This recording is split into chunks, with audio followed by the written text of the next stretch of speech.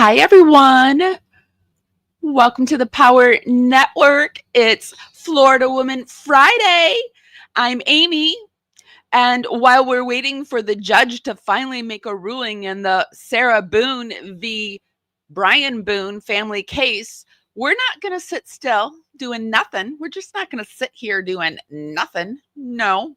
I figured we'd pull hidden true crime into today's mix and take a look at one of their older Boone breakdowns. Because with the current HTC scandal, I'm guessing it's going to hit different. So shout out to my dragonflies, my replay crew, and everyone drifting in from the algorithm. I'm rolling the intro and let's hit it. Carefully strumming his old guitar again. Words rolling out into our fire. If heaven had wings, I would steal them and fly away with you for a while. Here in the essence of gratitude, your dreamy little smile on my lips. I miss my cue, but baby, I had you. Miss my cue, but I had you for that day.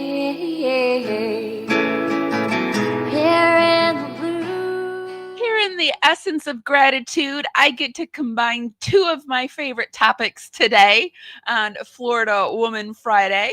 I'm pulling HTC into the mix because I was doing my research for my Florida woMAN Friday. It's where we, cover all the crazy cases in Florida and we put a little female perspective twist on it. So, I noticed that Hidden True Crime had done a few of their own lives and videos on the Sarah Boone case. So I thought we would take a peek at what they had to say about that. There's also some other hidden true crime stuff that I'm going to squeeze in at the end. There is a content creator that's a lawyer that came out and he's talking about is hidden true crime billing the taxpayers for the imaginary threats that they have been experiencing. And then yesterday on Burnt Toast, they were doing a live and it was taken down in the middle of their live, and they have a post up over on their channel, and we're going to take a look at that. And they've got the live that was struck down over on Rumble, and they have the reason why. So we're going to avoid the reason why and take a quick peek at it. So that's what I got planned for you today.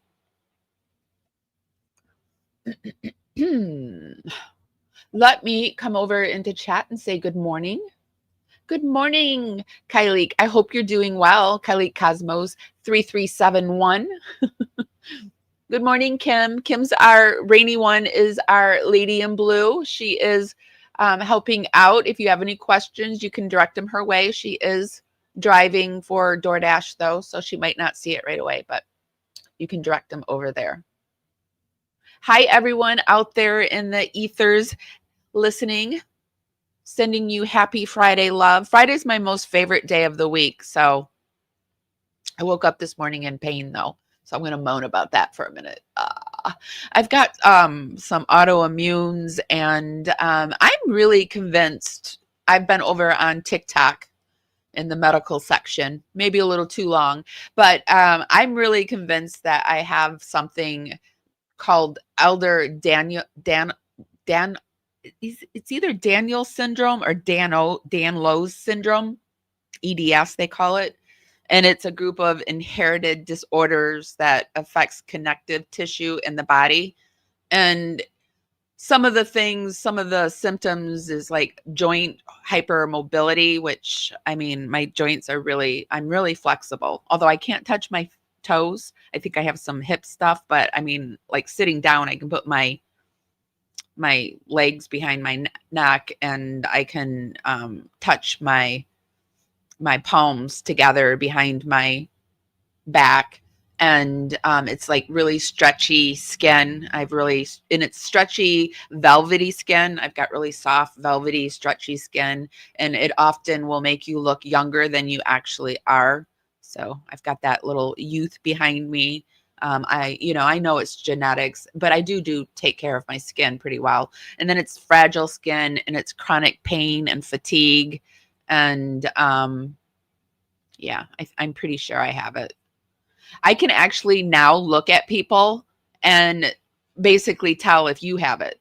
It's also, there's a certain way where scar tissue heals. I don't know. The problem is that there's so many variations of it. I don't know which one I have. I think there's like 13 variations, and I don't know how severe it is, but I've had pain since I was born with pain. I used to cry for baby aspirins at night. They used to like make fun of me and say that, oh, Amy, she's just a problem. She wants those baby aspirins or won't go to sleep. But I learned early on, it like relaxed me. And it was because my joints were, and I've got like weird knees.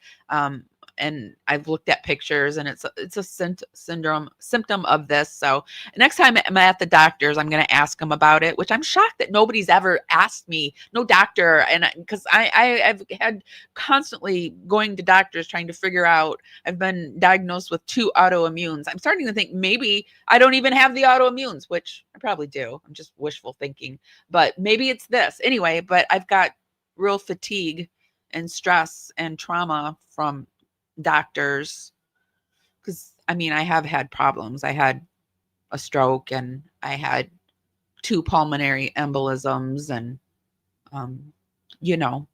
brain bleed, stroke and brain bleed, and just stuff like that. I had back surgery, stuff like that. I have had like really serious stuff, but I'm starting to think that I have this, and I'm just in a lot of pain because of this all the time. So anyway, there's no cure for it. So it'd just be like me being like, yes, I have this. But anyway, I'm starting to think that's what it is. And I'm having a lot of pain this morning, but I wanted to do this Florida woMAN Friday because I haven't done it in a few weeks. And we're combining our Boonster with hidden true crime. And in getting this ready, I was going through my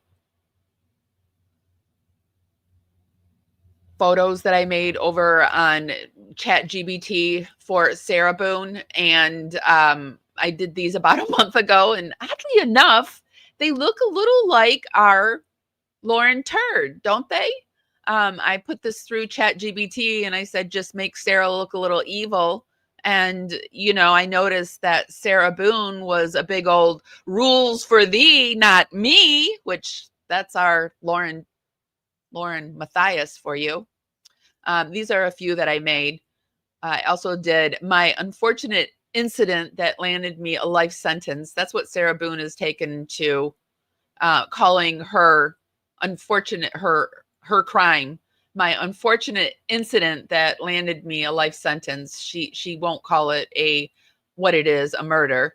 And then we have, I'm kind of a big deal, because I really believe Sarah Boone kind of thinks she's a big deal.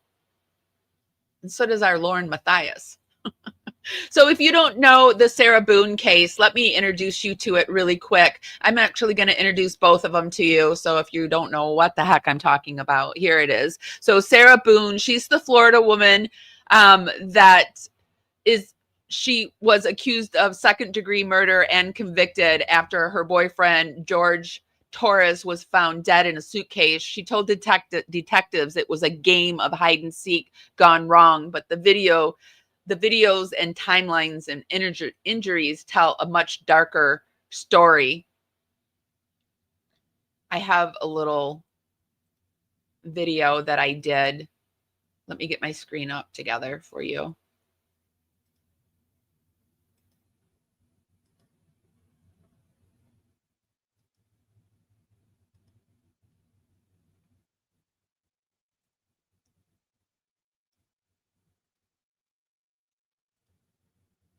Okay.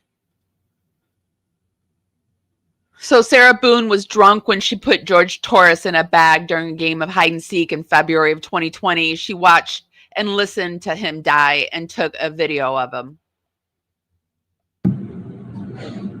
Sarah.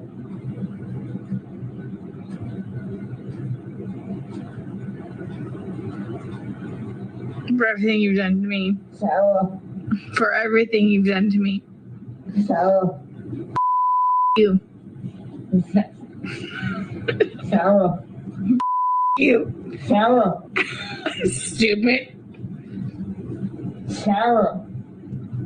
That's my name. Don't wear it up. Sarah. I can't breathe, babe. Seriously. Yeah, that's when you do when you choke me. Sarah. So during the trial, we learned that not only did she push him down the stairs during that incident, she beat the suitcase with a bat and stepped over it and went upstairs and passed out and allowed him to simply suffocate. So she had no regard for him whatsoever. How are we bringing the HTC into all of this? Well, Dr. John did a full breakdown of her courtroom behavior, calling it a pity party. And we're going to take a look at that today. So the reason that we're bringing John and Lauren into this is John and Lauren did that 9.5 hour. Well, Lauren did the 9.5 hour live where she says she has a stalker, and continued to proceeded to call this person a stalker over 400 times. And it really didn't happen.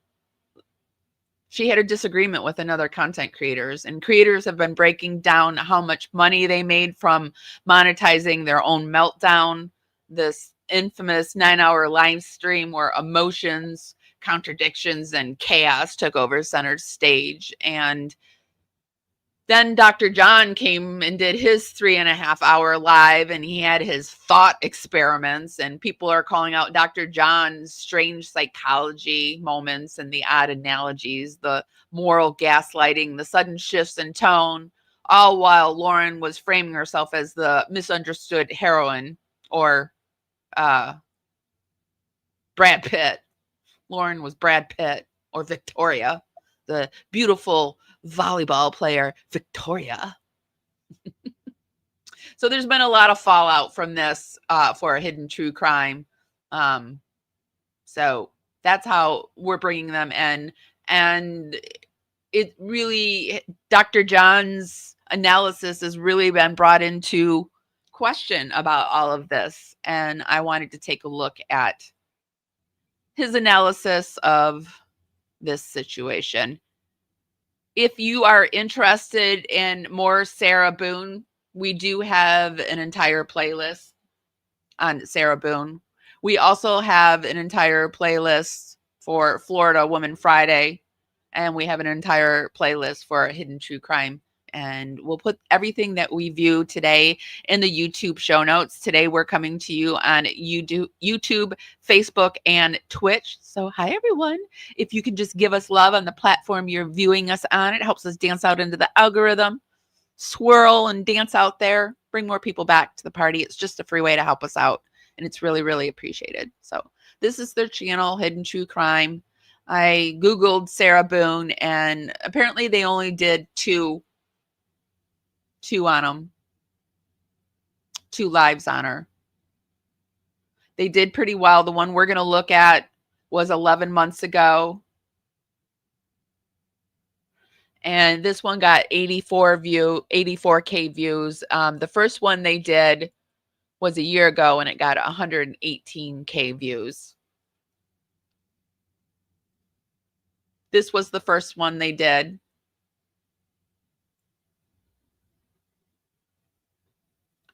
And this is the second one. And this is the one we're going to get into.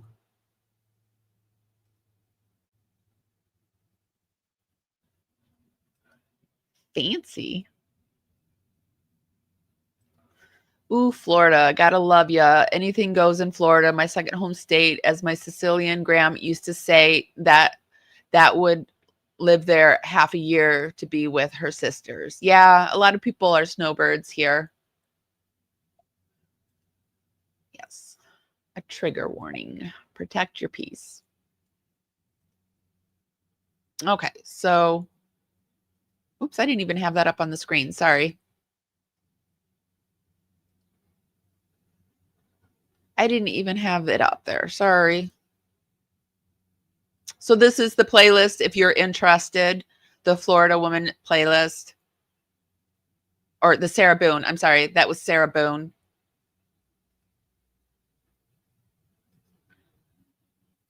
This is Hidden True Crimes channel, and this is the 2 videos that they had. This was the first video they did, and this is the second, and this is the one we're going to get into. Hello, Hidden Gems. We are here 2 nights in a row going live. You're welcome, but we could not. Oh, Lord. Let me gear up for this. I'm welcome that you did it 2 nights in a row and that you're making money off of your hidden gems 2 nights in a row. Shouldn't you be thanking them for showing up 2 nights in a row? I mean, just the thought, but I don't know. I'm crazy.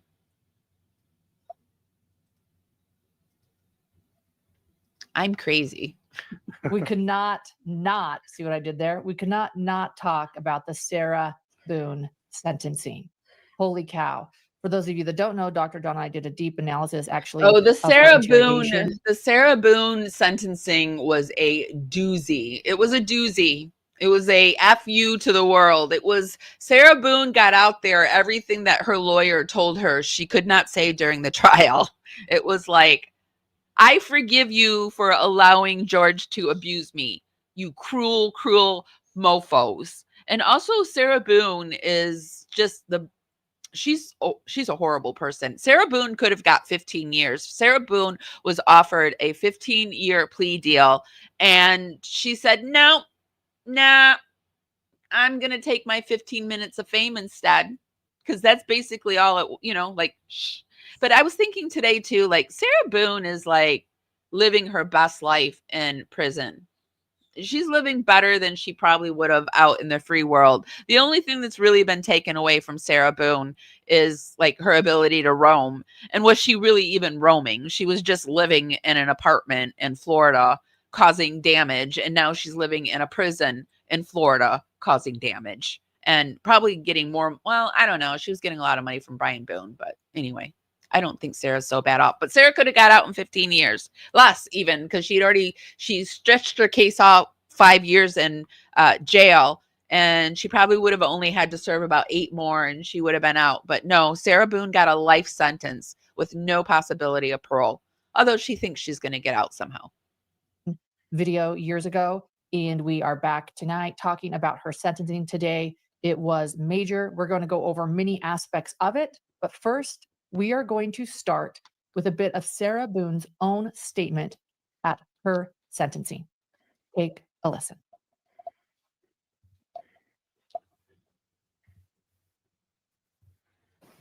You may proceed, ma'am. Kintu suguroi is a kind of Japanese ceramic style which means to repair with gold. In this tradition, when a ceramic piece breaks, an artisan will fuse the pieces back together again using liquid gold or gold dust lacquer. So rather than being covered up, the breaks become more obvious and a brilliant new piece of art emerges from the brokenness. It embraces flaws, weakness, and imperfections, and also teaches the essence of resilience. Every crack in a ceramic piece is a part of its history, and each piece becomes more beautiful because it has been broken. This is the wisdom of Kintu suguroi. In my wisdom and with all of my repairs, then, now, and ongoing, God is, has been, and will always be my artisan. All of my gold is forgiveness.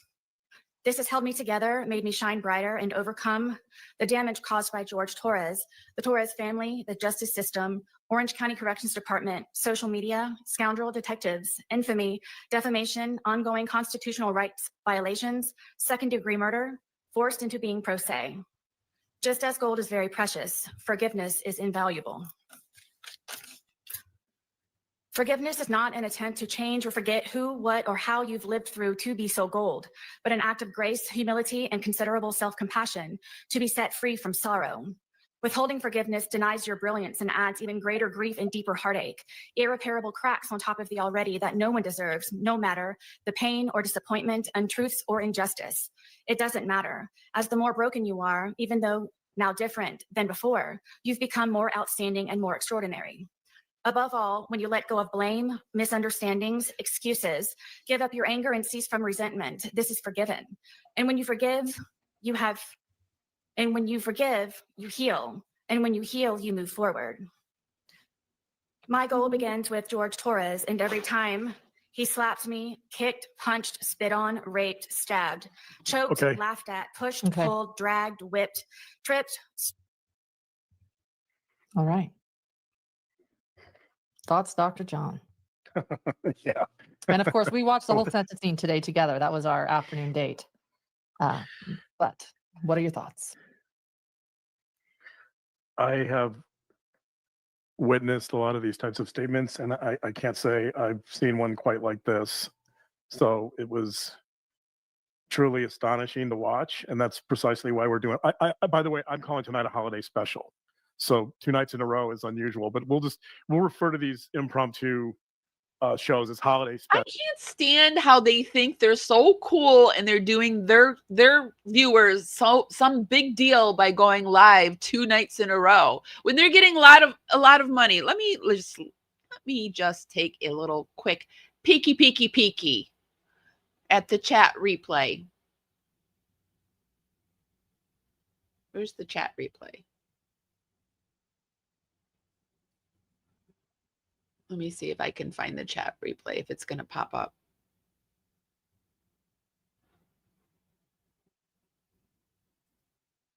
Don't think it's going to come up. Well, let's go down into here. Wow. They weren't getting any money?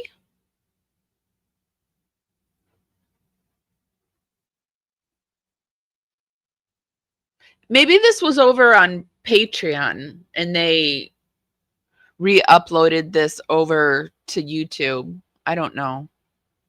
Because it's weird that there's no money.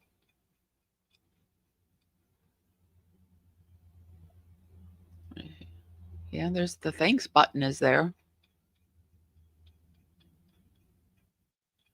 Man, they got paid for their 9.5 hour live compared to what they're getting paid here. Nothing.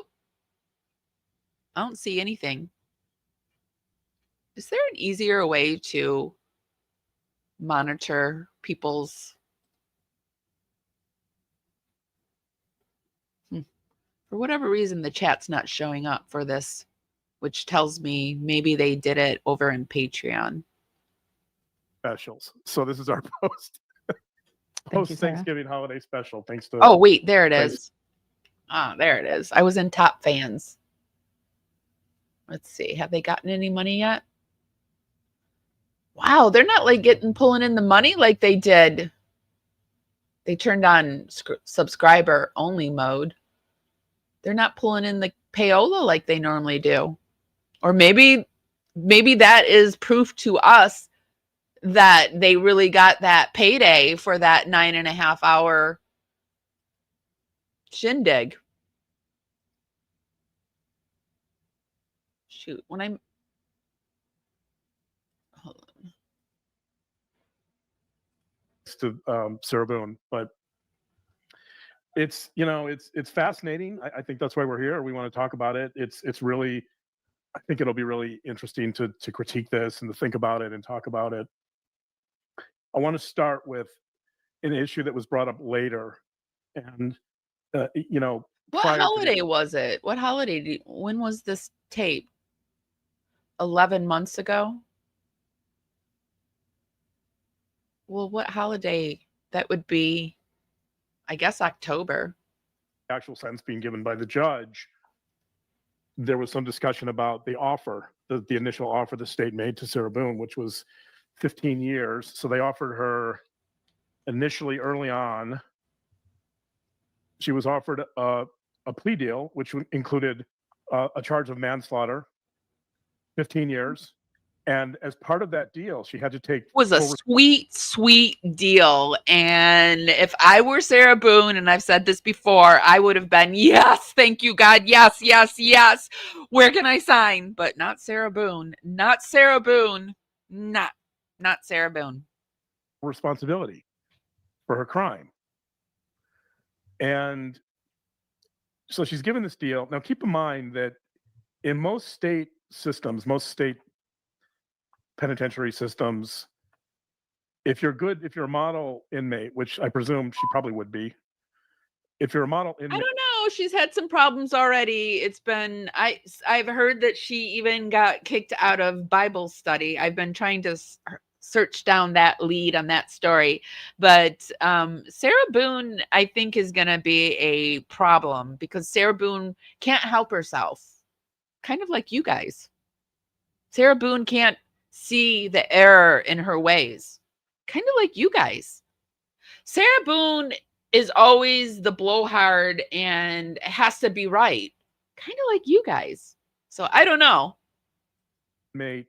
Typically you get a lot of good time, and so that means your sentence gets cut dramatically. So if you're a model inmate and you don't get into trouble and you attend classes or do whatever you're supposed to do, typically you're going to get maybe a reduction of 40-50% off your sentence. So that means, all told, she could be in for 7.5, 8 years, maybe more. She'll have to appear before parole boards, right? But pretty good. But right, so she could get, if she takes that deal, she's probably looking at something like 8 years, give or take. She has a child, right? That means that she would get out in a reasonable amount of time, that she could still spend the larger portion of her life with her child. And she refuses that deal. Correct. She refuses it. Now she is currently in family court with Brian Boone, wanting her alimony, feeling like the husband should still pay her alimony, and also moaning that she's not getting enough time with her son, which on the outside, she wasn't spending time with her son. She didn't care if she missed her parenting or, didn't show up to school to pick him up, or let, the boyfriend who quote unquote abused her go outside and play with her son and deal with them. But now that she's in prison, she wants everything to do with this son. Like, he's just not giving her enough time. She would rather the son be ripped away from his activities, football or whatever, and spend 4 hours in a prison with her. Well, thankfully the son is I think he's 16 now. So they only have to deal with this for a few more years. She turns it down. And I think, so starting with that, it's important to start, I think, talking about that, because it really starts giving us a glimpse into who Sarah Boone is. The question I have, and I'm sure most of our viewers will know me by now, the question I have is, why does if we want to understand Sarah Boone, we have to understand, why does she refuse that deal? This is the key to understanding Sarah Boone. Why is it that she refuses that deal? And the obvious answer. So you and I did a reaction video of the interrogation, and I talk a lot about it in that particular video. I'm not going to rehash all of that, but I think the short answer is, a lot of people throw around the term narcissism for Sarah Boone, and she even mentions it in her own apology today, in her own sentencing. She talks about how people mischaracterize her as a narcissist, and some of her character witnesses, they say the same thing. There's one in particular, Lana. It's Lana Albert, talks about how she's Tanika's 2 cents, and she got some text from Lana and Sarah Boone, and we read them live one night. And if you are interested in the Sarah Boone case, I highly recommend Tanika's channel. But I read for Lana, and Lana then texted me over on Facebook, and Lana has since passed away. Lana was a woman who was suffering kidney failure, and Sarah Boone took full advantage of this woman and actually said, the woman said, if Sarah gets out, she said she'd give me one of her kidneys, right? I mean, Sarah's that kind of person. She's that girl that, if you help me get out, I'll give you one of my kidneys. Ugh. But I read for Lana. I'm going to read some of her texts between her and I. They were no big deal. She was just Lana was just a very nice person. And I feel like Sarah Boone just took advantage of this person. And so when I think about these people that support the schmurders and whatnot, I often will think of Lana, and I feel really bad because she suffered from a lot of stuff, I imagine, and was bamboozled by Sarah Boone. She's not fairly portrayed when people call her a narcissist. So I don't want to use the term narcissism here because I don't really know what her diagnosis would be. We know a diagnosis from a psychologist who spoke today, who Right. did not do any personality testing, which is really peculiar. Weird. But I think the reason that psychologist didn't do personality testing is because that psychologist worked for the defense.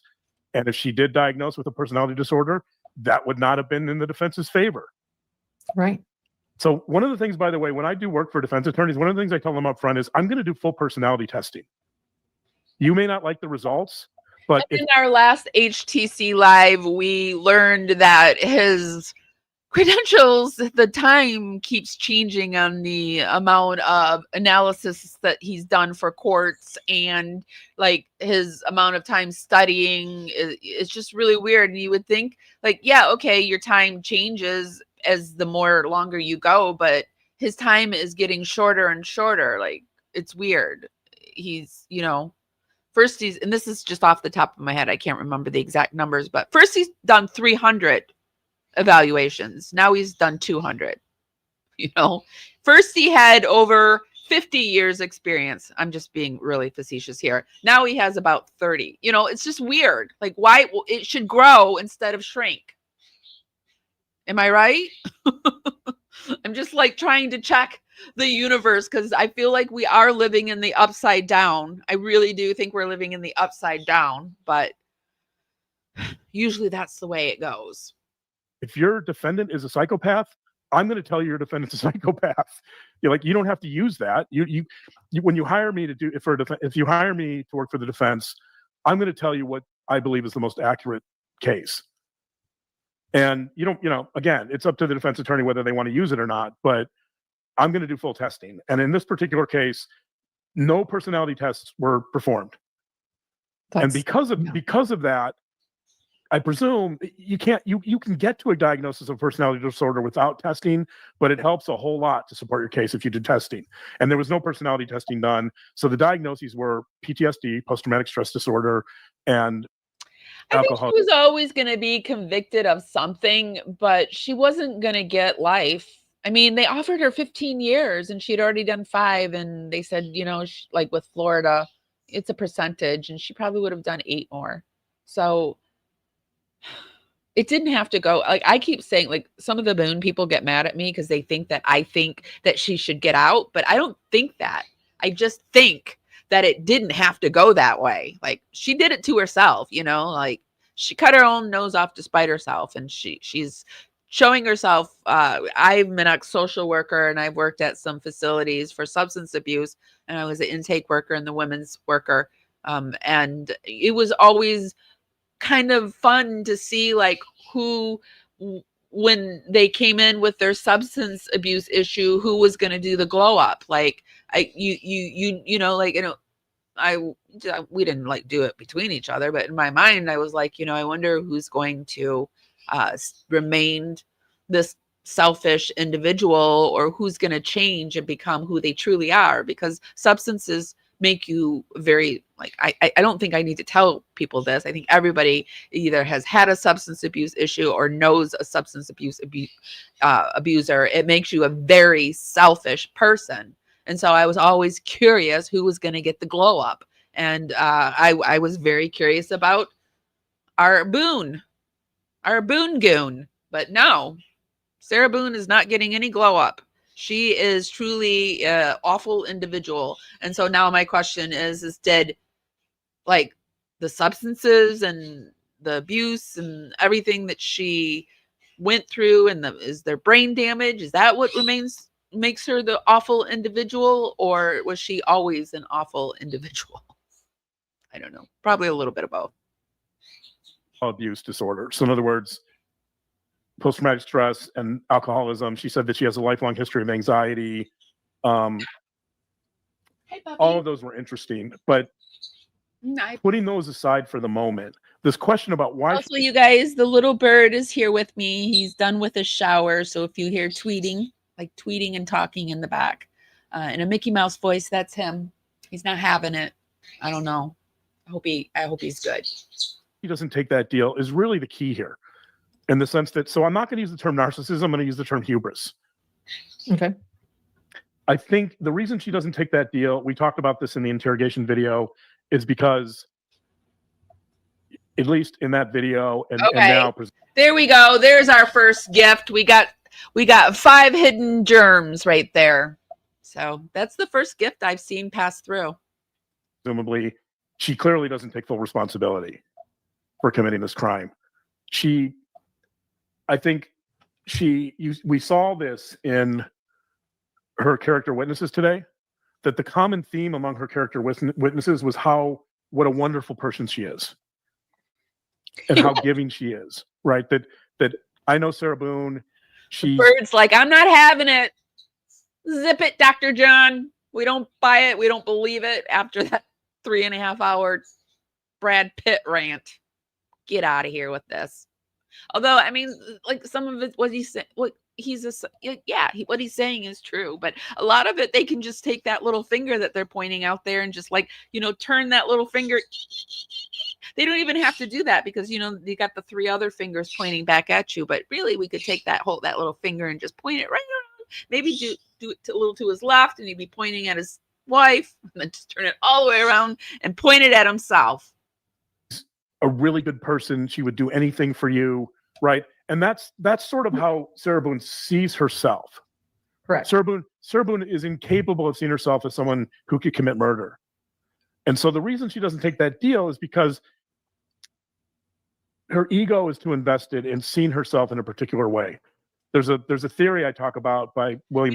I'm not gonna keep stopping it, but that is a good point. And I feel like if she hadn't done that, F you to the world on the stand, the judge might not have given her life without the possibility. He might have been a little kinder, but I think he was like, okay, F me, F you.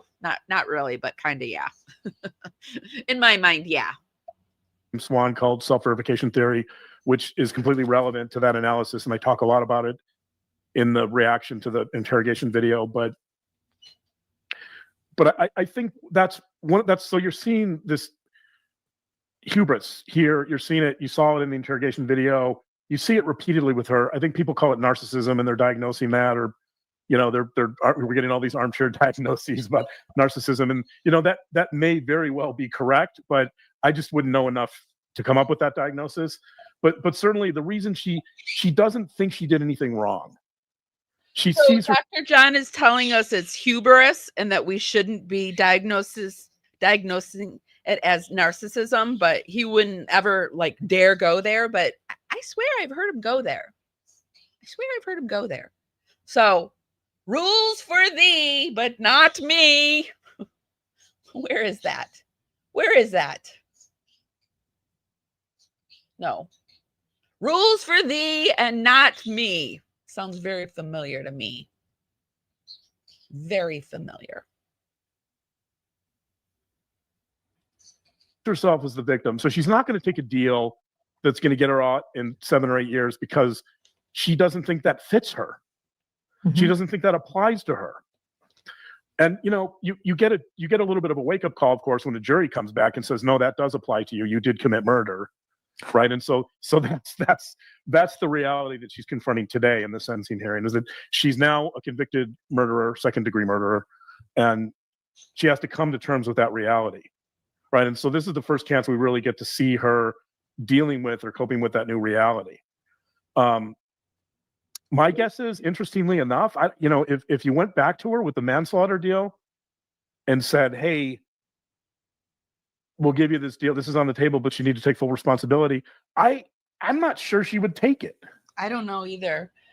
I'm not. I don't know. She's been in there long enough now. She might but she would be one of those people like a Gypsy Rose Blanchard that would like take responsibility fully while she was behind bars and then come out and be like, I don't identify as a murderer, right? My unfortunate incident that landed me a life sentence, is that what you're talking about? My unfortunate incident? I feel like she would end up being that girl. Definitely that girl. Even now, knowing that she'd get life. Yeah, I mean, Knowing. she might for her child. I mean, knowing what she knows now, she might. She wouldn't do it for Lucas. Oh, see, damn it. She wouldn't do it for her child. She wouldn't. You know, the way I would describe her apology, let's call it an apology. The way I would describe her apology. You guys have been paying attention to me at all. I told you I shouldn't know things because my filter, when I don't feel good, my filter comes down and then like things slip out. And so his name is out there. It's public record, but I just try not to say the kids' names. She was apologetic. That's right. Apology. Yeah. She was apologetic, but not remorseful. And I want to talk just briefly also about something that's really important here, and that is that I've worked with offenders, both violent and sex offenders, for many years, doing friend evaluations and working with them in groups, in group therapy situations. I've worked with adolescents. I've worked with adults. I've seen hundreds of offenders over the years, and one large component, hundreds and sometimes thousands, but then sometimes just hundreds, sometimes just 100, sometimes just one. It just depends on the biography you read of Dr. John. Of my therapy groups and its best practices in treating offenders is offenders have to complete what's called a victim empathy letter. It looks like we got another stick. Oh no, it's just been a hidden gem for 7 months. And the basis of this letter is essentially to show empathy to their victim and to all of the victims that are impacted by either a sex offense or a violent crime or a murder, whatever it is. That the purpose of that letter is essentially to try to get the offender to deal with what I consider to be one of the most critical issues in any offense, and that is this objectification of victims, right? The victim empathy letter is the antidote to that objectification or that dehumanization of victims that's quite common among most criminals. And I'll say this about these victim empathy letters. I've had offenders that have taken years. I've had offenders who they can't write the letter. It is too hard for them. Not only do they not understand empathy, but just the process. Hey, Dr. John. Do you think Lauren and you will ever write a apology letter? Do you think you'll ever get there? Do you think you'll get there? Of engaging with that letter and grappling with that letter and writing that letter and even thinking about empathy is so hard for them that most of them take at least a year to sit down and write a draft. Many of them take several years to write a draft. Like many of them, it's just not a language they know. And the reason this is important is because empathy, if you look at cluster B personality disorders, the lack of empathy is one of the defining features of almost all of them. And it's one of the defining features of psychopathy. So a psychopath lacks empathy, a narcissist lacks empathy, a histrionic personality disorder diagnosis lacks empathy. Most of the destructive personality disorders, they lack empathy. And so I wondered if Sarah, and again, you can't diagnose, but I was just wondering if she had a borderline personality disorder with substance abuse, and that I thought maybe if when she got sober, she could gain control over that, and there might be some hope for her. But that's what I was thinking. Best case scenario, that's what I was thinking. When you look at this, so this is important because when you look at this apology today, I also want to say that she's apologetic, but not empathic. And that's a really critical distinction because this whole thing, I wouldn't even, What is she apologetic? She's not apologetic. There's no apology in Sarah Boone. That's a huge strike for you, Dr. John, because she is not apologetic. But I mean, okay, so you probably haven't watched every single piece of Sarah Boone's shit like we have. She is not apologetic. It's if she's apologetic, she's one of those apologetic people where it's like this. I'm sorry, but I'm sorry I did blah, blah, blah, blah, but there's always a but. It's kind of like our Lauren Turd. Yeah, but, yeah, buts. Oh my gosh, it's so weird. It's so weird how we're seeing so many similar things between Sarah Boone and them. But I mean, I'm probably reaching, and this is all my opinion, and this is all for entertainment and educational purposes only. We're a Gen X here, and we deal with our outrage with humor. But I'm seeing some threads that tie here. Am I the only one? Starts this whole thing with an abstraction, right? Like she starts this whole thing with the broken vase and Japanese art, and how that's gold and we're all broke. Like it's, I mean, it's interesting, but it lacks any emotional resonance. It's purely an intellectual exercise, right? So that's one of the right out of the blocks with Sarah Boone. You see this inability to connect emotionally and empathically with the people in that room. And so in many ways, like that's what I'm trying to do with my victim empathy letters with offenders. Like they're not going to get out of my groups unless they have some capacity to show empathy and to connect with other human beings as people, as they are, and to understand the damage they've done to other people and to families. I mean, that would make sense. Right. So you can be apologetic, but you can lack empathy. You can, I know, for example, if she gave that speech in one of my groups, they would have just completely annihilated her. Well, I didn't. Dr. John, if she gave that speech anywhere, she would have been completely annihilated. If she had given that speech to a bunch of guilty people, she would have been annihilated. I mean, anywhere. I kind of agree with Troublemaker Baker, but is she apologetic? I don't think she is. I mean, well, she says the word sorry, but what is she sorry that the mother raised him wrong? Like she's sorry that people judge her. She's sorry that social media is a sick place. She's sorry. Yeah, butter, Lauren. She's a yeah butter. That she has to forgive herself for being abused. Right. I mean, well, right. I mean, it's right. It's kind of the point. Lauren, no, you need to zip it. You don't contradict Dr. John when he's about to give his best analysis ever. That's why you're not on the show anymore, Lauren. Wait, you are. Forget it. But you know what I mean.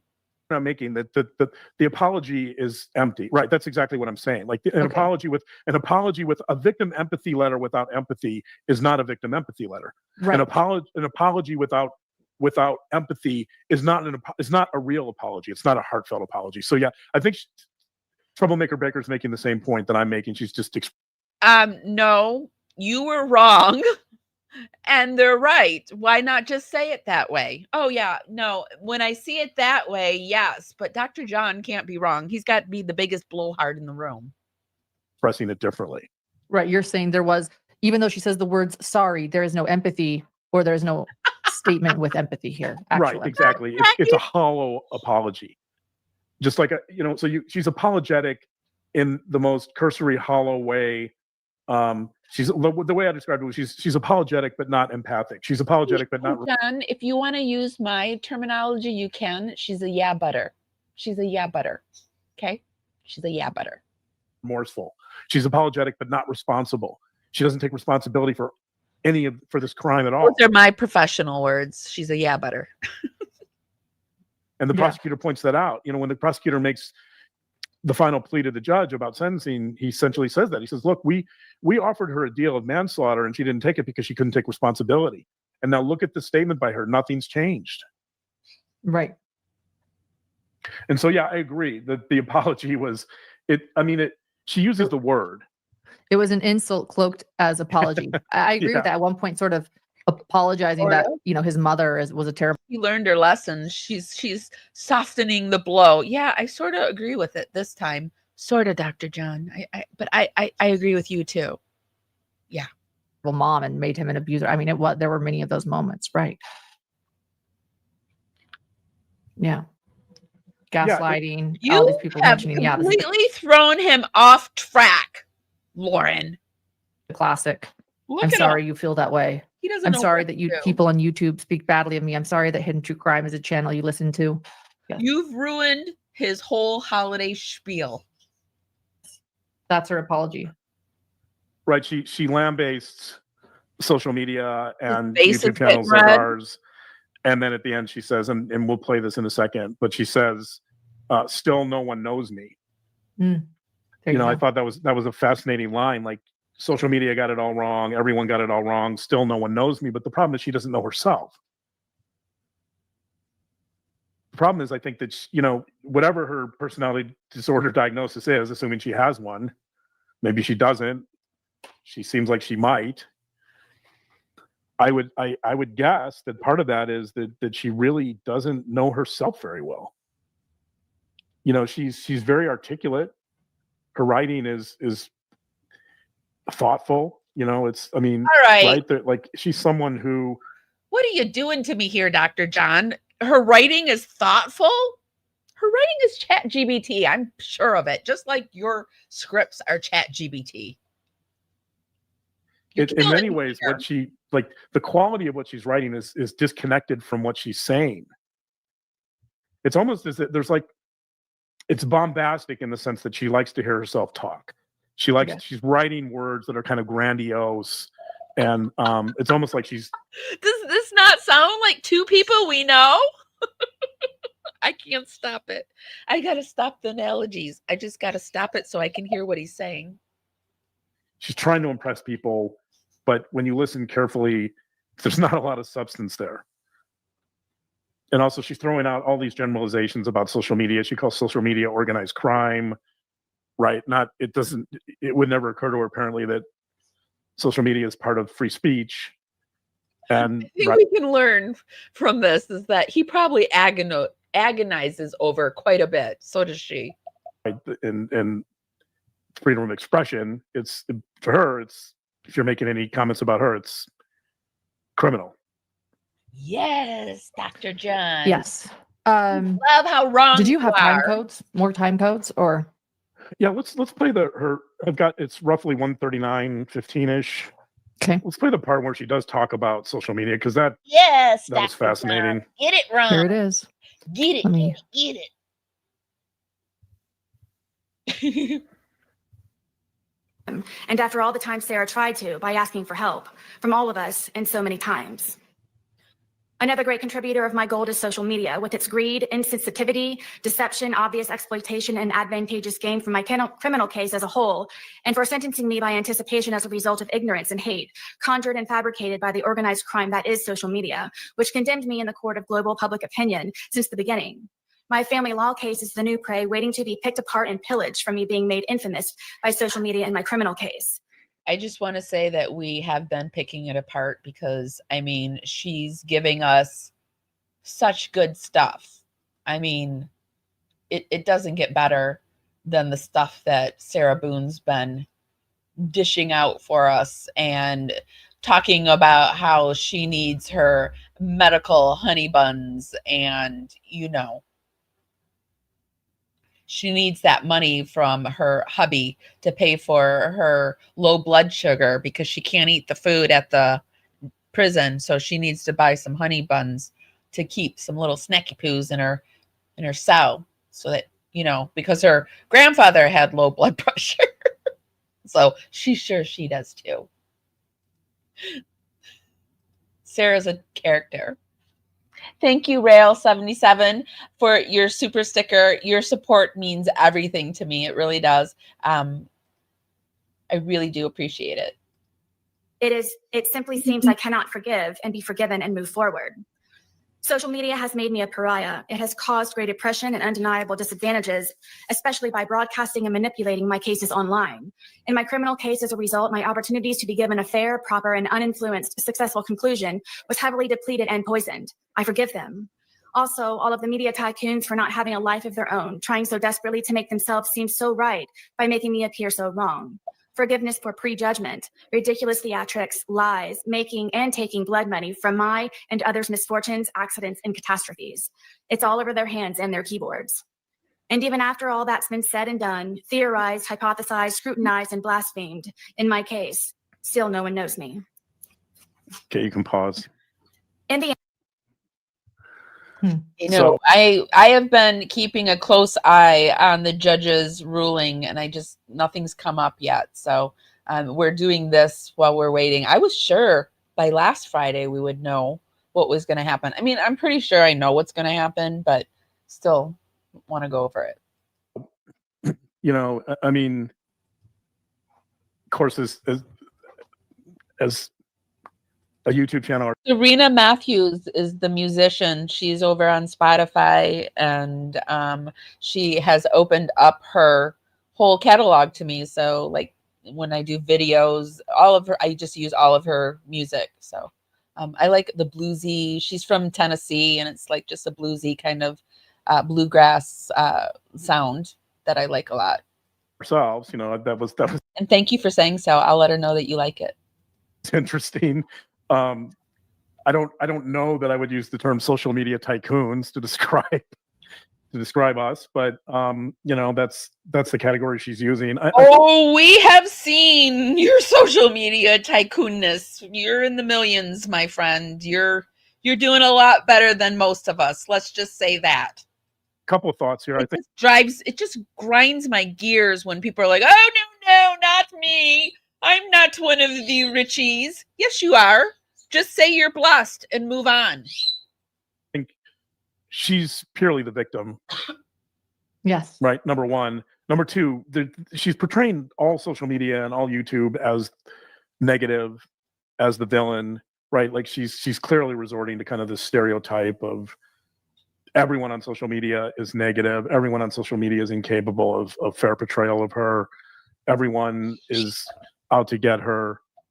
So that's interesting. I mean, you know, my word, who just did a 9.5-hour live and has now continued on this little train of everybody's out to get me. Woe is me. I have so many stalkers. Did she have a stalker at this point? 11 months ago, I think she was dealing with her own stalker situation and how horrible social media was being to her. So, what? Where are we going? Do you want to say hi? Say hi. Let's go, baby. Where are we going? I never know. I'm not going anywhere. Where are you going? Yes, you are a chicken butt. You just told the world you're a chicken butt. Okay. In fairness to her, you know, there are social media outlets that are probably very biased. I mean, we try not to be. Do you want some? We all have our biases, but you know, and I mean, there's certainly I'm sure there was a fair amount of vilification of her. Yeah. So you know, she was vilified quite a bit, and as none of Vanessa that stated, this is 4 years of built up anger. Yeah, none of that helped her. I mean, whether that vilification seeped into a jury pool or into the judicial system, I don't know. You know, I mean, it could have. You know, there could have been some jurors that knew the case and knew her and listened to, you know, and consumed social media. I'm not sure, but I mean, I kind of understand her point to some degree, but it's just the hyperbole. It's the extremity of that statement. Like it's all negative. There's no. I don't understand why he's agreeing with Sarah Boone. I just find it weird. No, you know, there's no presumption that social media might have some good qualities. You're like, it doesn't take much, Dr. John. Just play the freaking video. You know, that you know, our channel might, in fact, at times attempt to do some good things, right? So, or to present some analyses that are even-handed and balanced. And I will say this, like, I mean, I do have empathy for her. You know, I do. I from her interrogation to now, I actually think there has been a little bit of growth. What? I don't. What? What? Sorry, I yelled that right into the mic, but what? I'm just trying to process this. His analysis is so bad. It's so bad. It's so bad. And yes, there's a little kitten that it's gotten suddenly cold in Florida. I'd say this kitten's like 4 months old, 5 months old, and I've got a little shed and it's been in there and I've been trying to catch it. And I'm gonna have to figure out like a home for it. I can't, like with the bird, I can't do it. But oh God, if you know how to catch kittens, I'm just too old for this. But I can't like let a little it's a black kitten too. And I'm right by a busy road. So I love cats too, but I can't with the bird. But if you guys know how to catch a cat, let me know. But what? Getting back to this, what? Oh, God. I don't think she would have apologized. Sorry, I don't mean, oh my gosh. At all. I think she was quite defiant. 3 or 4 years ago, I think she was really defiant and really. I don't think you would have gotten anything near what she did today. So I do think there has been some growth, and I mean, I understand her point of view. What? Which part? What is the point? What is the point of view that you understand, Dr. John? Because what I understand is that it was an abusive relationship both ways, and in the films that we saw, she was always instigating this. George had real issues, but they were both abusing substances. And Sarah Boone, hold on, I got a cough. I've been outraged and now I got a cough. Sarah Boone egged him on and they egged each other on, and she wasn't this ultimate abused woman. Like she would like have us like have the world believe. They abused each other. They mutually needed to get out of those relationships with one another. God, this makes me mad. Sorry, I keep saying God too. Sorry. Just being portrayed as a villain, you know, just being kind of The dehumanization that can happen when we're all behind keyboards. Right, but I mean, she's referring to exactly the online mob that's capable of just presenting things in a particular manner. And I mean, unfortunately, I don't think her critique lands here because she's portraying herself as too much of a victim. Correct. But she's improved since the interrogation that we right. And you assess that. We assess that on our channel for anyone that wants to. I almost caught it yesterday. I got my groceries, and for whatever reason, I walked around the shed, and I don't know why I walked up to it, and I saw it. It was in there.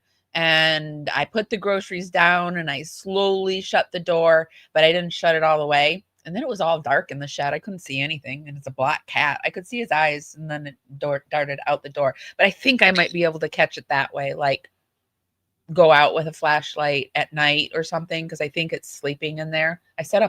Now I've set up a bed in there for it and I feed it in there now. So I think that's how I'm going to get it. But then I don't know what to do with it, really. Although my realtor, the landlord/realtor, has a cat rescue, and I'm going to see if they can help. See that, or if any moderator wants to put a link to that. John did an assessment on her interrogation 4 years ago, and so you're saying you have seen, as a psychologist, some improvement since that moment. Yeah, I don't think you would have. Now, maybe it's the fact that she was found guilty that created this type of statement, but I don't think she would have been capable of making a statement of this nature at all 4 years ago. So I think she was so angry and so defiant. I mean, and again, No, I think ChatGPT came out, Dr. John, 4 years ago. I don't think, didn't ChatGPT just become available for the masses maybe 2 years ago, but we all just kind of at Christmas time, that's when I got my ChatGPT. So I don't think 4 years ago ChatGPT existed, Dr. John. Said that anger, I think, is built up. considerably over 4 years. I mean, she's still really angry, Right. but she, she has changed a little bit. Yeah, Yeah. but I that's live something. like by a really busy road, and that's the only thing I worry about. But I mean, it seems like it'd be smart enough not to know, but it's just a baby. I thought maybe it was like 6 months, but when I got a good look at it yesterday, might be 4 or 5 months old. And it just showed up out of the blue. And I see the neighbor, he's got cats, and I saw a dish out for it. So he's feeding it, I'm feeding it. So I'm actually hoping he catches it and then he can deal with it. But I will continue to try to catch it. I feel like it's my responsibility. It came in my space, and I am a lover of animals. And how could I call myself a lover of animals if I don't try to help an animal? But I also have to respect my own animal that I have and keep him safe. So, I hate having a conscience. Right. I mean, there's a little bit of growth there. I mean, she's not a lot, but I mean, she's capable of an apology. I don't think she would have been doing that 3 or 4 years ago, maybe 2 years ago. Kylie says, as a survivor of DV coercive control, I have felt empathy for her too at times, but then she goes and she says stuff like she did today. I also want to point out something that somebody is saying here. Good point, Kylie. And I'm glad that you are saying this to Dr. John. Look at his face is getting redder and redder because he is so wrong on this. He is so wrong. Like, why is he a defender of the people that abuse? Like, he's defending Brad Pitt, and Brad Pitt, like, reportedly abused. I don't know. Actually, I don't know if it's like if he's been like, did he go? I don't know what happened to Brad Pitt, but reported, we're just going to say reported allegedly. Hold on, I got a cough again. I'm getting too outraged. Hold on.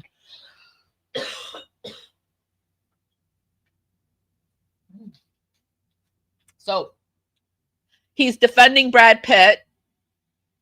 He defended Victoria against Becky.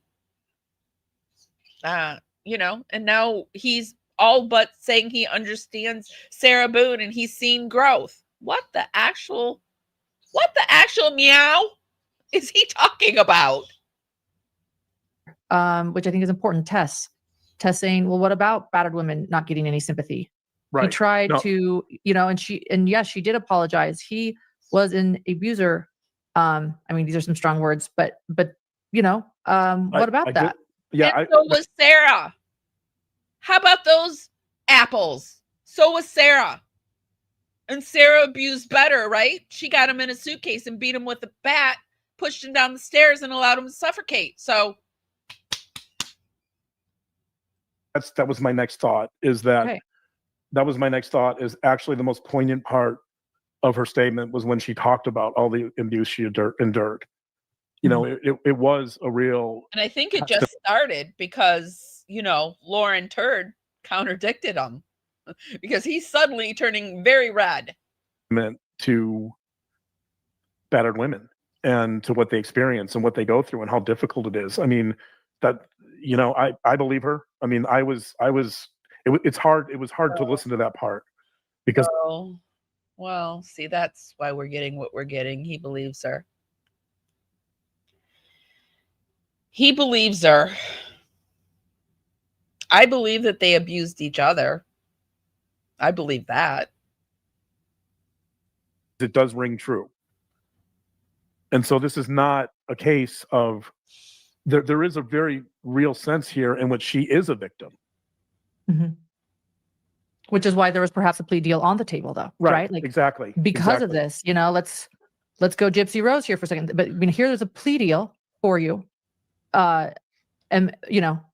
Because you can't take away that you. Let's go Gypsy Rose. Did they believe Gypsy Rose? Do you think they believe Gypsy Rose? I bet they do. Essentially buried somebody alive, which is pretty much, crime, in my opinion. Right. Exactly. Made someone suffer, tortured them. Never, it doesn't matter how big of a victim you are, but there was a plea deal. And that was probably why, because of any possible victimization that she did have, but she rejected that. She was like, I am right. I am not wrong in any way. She had no empathy. I think the plea deal was that they didn't want to take it to trial because it's really expensive to do all that. They just wanted to get Sarah frickin' Boone out of their hair, but Sarah Boone needed her 15 minutes of fame. Sarah Boone's that sick that Sarah Boone was an abuser. Sarah Boone was an abuser. For him. I think you're right. And Sarah Boone is an abuser. Sarah Boone is a surviving abuser that probably got abused too when the person she was abusing fought back. They pushed each other's buttons, but George didn't get her in a suitcase and beat her with a bat, push her down the stairs, and step over her and go to bed. This is what you're saying, but you're saying this is all you need to know about Sarah Boone. She did not take this plea deal. Right. And well, not just that. I mean, but I think, I think like many of these situations, it is complicated. Like I do think she's a victim. I mean, good morning, Caleb Bees. So good to see a little dragonfly in here.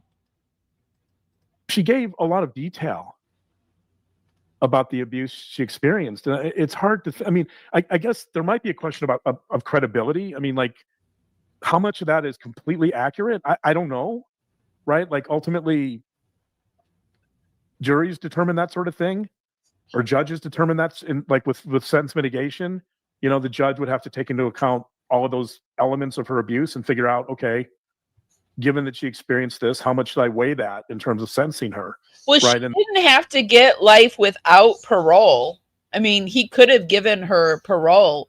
So obviously the judge didn't weigh in her so-called abuse into his sentence. So this is just BS. And PTSD, given that she's experienced or diagnosed with PTSD, how much should the judge weigh that? In terms of should the judge reduce the sentence because of those elements? I mean, I don't know. There's no simple answer to that. Some judges are sympathetic to that, some aren't. But to bury someone alive and to video it on her phone for 7 minutes with another human being pleading for his life, right? Like she can be a victim of domestic violence to a very large degree, which she appears to have been, and it's not going to excuse torturing another human. What a wishy-washy wimp. So, all right. So just 2 seconds ago, you're understanding her. And now when they use the terminology buried alive, well, that's disgusting. Let's move it forward and see if they ever get to the video. Like I said, everything that we watched today, we will put down in the YouTube show notes. We do this to cite our sources and for fair use. She did is disgusting and be put away for life and be shocked at her victim statement. I guess sorry, that was a bit of a rant, but I think I'm looking at chat and I wanted to say that. Right. And I think actually not if I'm not following the chat, but what you're saying is completely relevant to what she said. That, she's trying to argue that people see it reductively as all or none. They see it either you're a victim or you're not. And either, if you have empathy for a criminal who commits a heinous crime, then somehow that's not allowed. You have to vilify this person or dehumanize. That's so untrue. It all depends for me on how the person who perpetrated the crime reacts to it. Do they take accountability? Because if God forbid I ever did anything like that, I would have such guilt and such remorse, and I would expect time, probably not a life sentence, but I would expect time. That's like why if they offered me 15 years, I'd be like, holy meow. Yes, give it to me, and I've had people that have done time on my channel because I've done crazy shit in my life, and I could have there go, by the grace of God, go me, who knows what I could have done out in a drunken state driving, right? If you've ever had a drink and drove, you could be somewhere where you didn't expect. I'm just saying. And if that had happened to me, I would have said yes. And I've had people on my channel who have done things in the past and gotten caught, and they have huge remorse. Although I did have that one person on that lied to me about the reason why they went to prison, and that came out. But guess what? They're back in prison. So, but I have a friend that did time in Florida, Lowell prison. Linzer, she's come on the show a few times. I don't know if have I been on her channel. I think I have. But yeah. Jumpsuit Pablo, love watching him. He, I think, did over 10 years. So it's just not true. It just depends on the person, the perp's reaction to our reaction to their behavior and their reaction to their own behavior. Dr. John, I can't stand this. Recognize this person. Otherwise, you're right. You're somehow, I don't know, being unfair, or you're not assessing the situation accurately. But I mean, that's not true. You can have both. You can have empathy and still see a crime as being heinous. Correct. Any other time codes, babe? Let's go to the one right after that. I think we're gonna. There's I want to watch a succession of these statements here, so I think it's the one right after. I don't have the 140, 50, roughly 1 hour, Okay. 40 minutes, 50. Here we go. And I forgive myself for not choosing my life sooner, for not being more brave, vigilant, bolder, and outspoken. Seriously? Well, I mean, it doesn't surprise me the way they have handled striking people. I wonder if they didn't let him use their streams because of his background. Do they let, I know they didn't let certain people not use it, but do they let other people use it? That would be interesting to know. I love him too. I feel like I am preaching today. I'm sorry if I'm a little too preachy. Hi, Jenna's Gypsy. Stronger, mentally, physically, emotionally, and spiritually. For being hopeless, desperate, simple-minded, weak, and inexperienced. I forgive myself for not realizing I was enduring a life of domestic violence and that the vicious cycle of never ends. I had nothing to compare to. I've never been hit by a man ever before in my life. I was raised hitting a woman was wrong and should never happen. No excuse. I forgive myself for not... But were you raised that a woman shouldn't hit a man either? I don't think she was. Escaping permanently, for not fighting back sooner to save myself, my son, my dogs, home, and car. Having 20/20 hindsight, thinking of for not fighting back sooner is a really interesting word choice there. I'll just say, knowing what she ended up doing to him. I apologize for not fighting back sooner. What do you mean by that? Yeah, you know, this part is interesting. I mean, in theory, I feel like because of what Lauren has just said, Dr. John is now having to adjust what he's about to say. it shows a little bit of insight. Okay, so he's saying what she's saying is showing a little bit of insight. You know, when she says that, I think in particular, for not choosing her life sooner. I mean, it doesn't. You know, you still have this motif of victimization. Mm-hmm. You know, and I'm sure that portraying herself as a victim is going to really anger a lot of people, and including myself. I mean, she's not a victim. I mean, she's not. I mean, she has some victimization in her history, but yes, like in this situation, she's not the victim. She can't argue that all of those incidents from her past led to this exact moment. Yes, that's what she's doing. But this idea of not choosing her life sooner, I mean, I think. If I'm wearing my therapist hat and I hear that, I feel like, assuming that she was open to change or to therapy, like these are the types of insights that a therapist could build on, right? Like what does she mean by that? Is she, you know, does she mean it, first of all, right? Is she sincere about that? I don't know if she is, but you know, you could argue that this is just another way for her to portray herself as a victim, or you could say that if she means this, then I think this opens the door potentially to some change. So I think it's interesting. Also, it's really, to me, it's really It's really interesting me that they don't see that when, like, I mean, this isn't a good light, but when people use your content like in normal, it gets your name out there, it gets your thoughts, your insights. People, it gets your channel out there, but I guess they don't think they need it, right? They're above that for allowing other content creators, and then they go above and beyond to prevent people from using it, because it takes extra work. You have to go and do a copyright on each thing that you do. So I mean, that's they will go above and beyond and pay extra money so that people can't use their stuff. That's interesting. obnoxious and kind of maddening that this whole forgiveness thing, like I forgive, like she's kind of in the Thank you. power position, right? She's in that, she's the one dishing out forgiveness. She's the one determining who to forgive and how, right? Like that's Right. She's unusual. God. It's like Right, Lori she's in a- Vallow. She's God. She's in a godlike position, and she's bringing in God in this statement all the time. Exactly. I was going to say it's kind of deity-like in the sense that, usually forgiveness is something that you accept from other people. It's not something that you determine.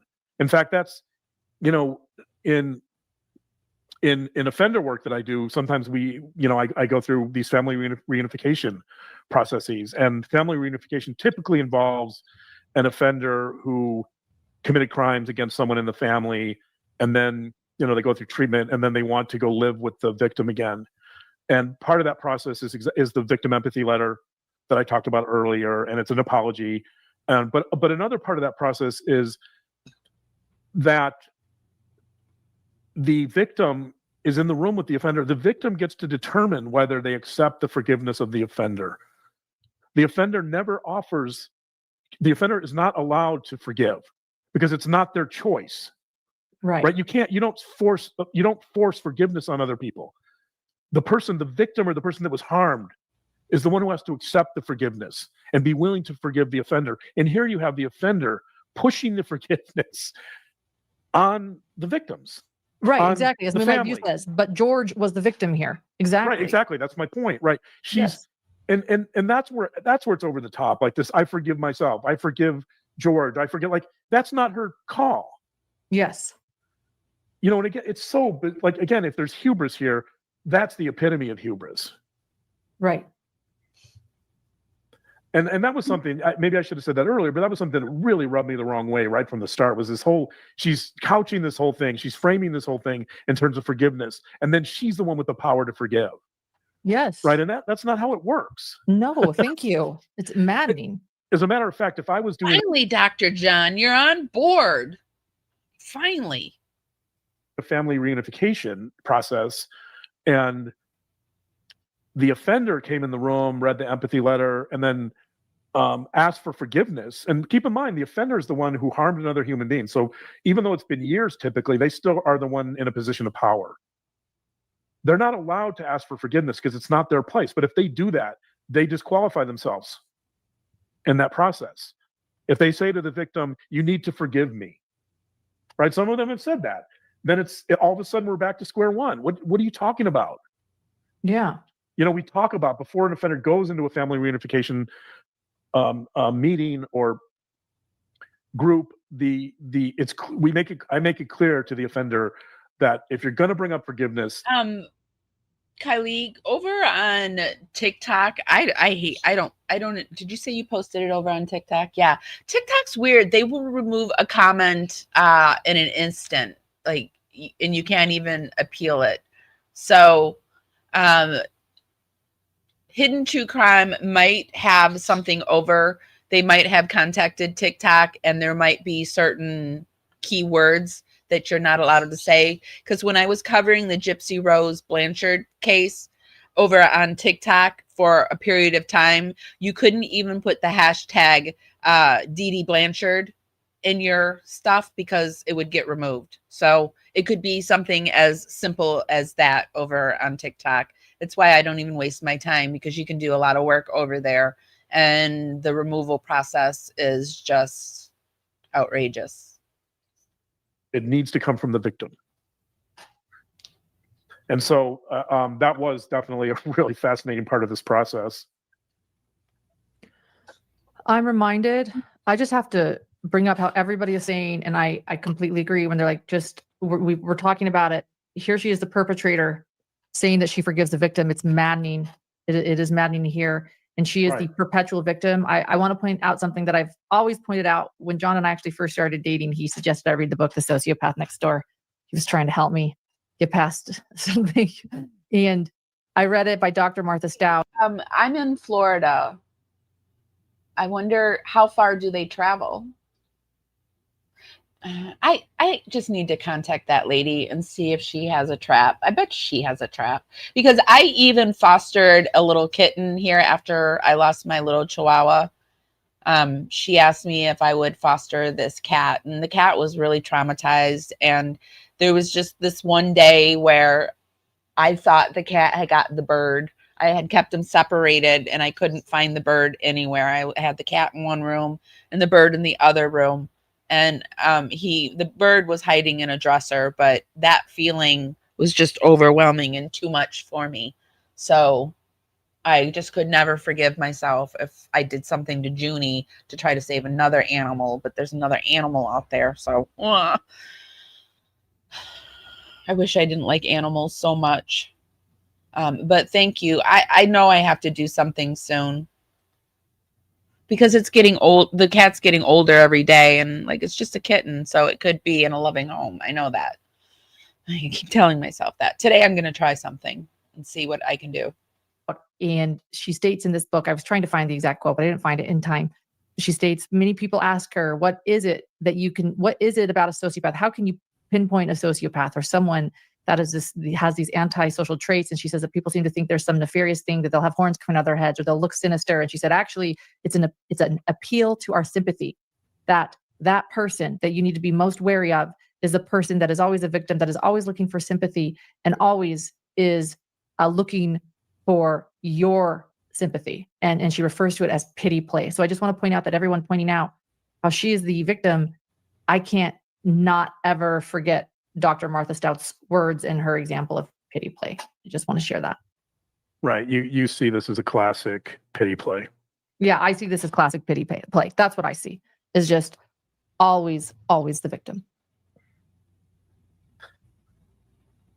Right. I agree. Well, Miss Turd, you certainly have thrown a wrench in Dr. John's analysis. Sorry, I'm trying not to say Dr. John. Somebody asked why I say that, and it's because the way she calls him John, and I'm just not good at accents, so I call it out, like I draw it out like John, like it's the most horrible word in the world, and it's just turned into that. So Dr. John. And trying to take control of this notion of forgiveness, which is how she starts her apology, is really maddening. It's really, even if someone can articulate it, I think most people listening to that have the feeling that somehow that's off or that's wrong. And so hopefully I just explained why someone might feel that way. Here's a great quote from the book. I am sure that if the devil existed, he would want us to feel very sorry for him.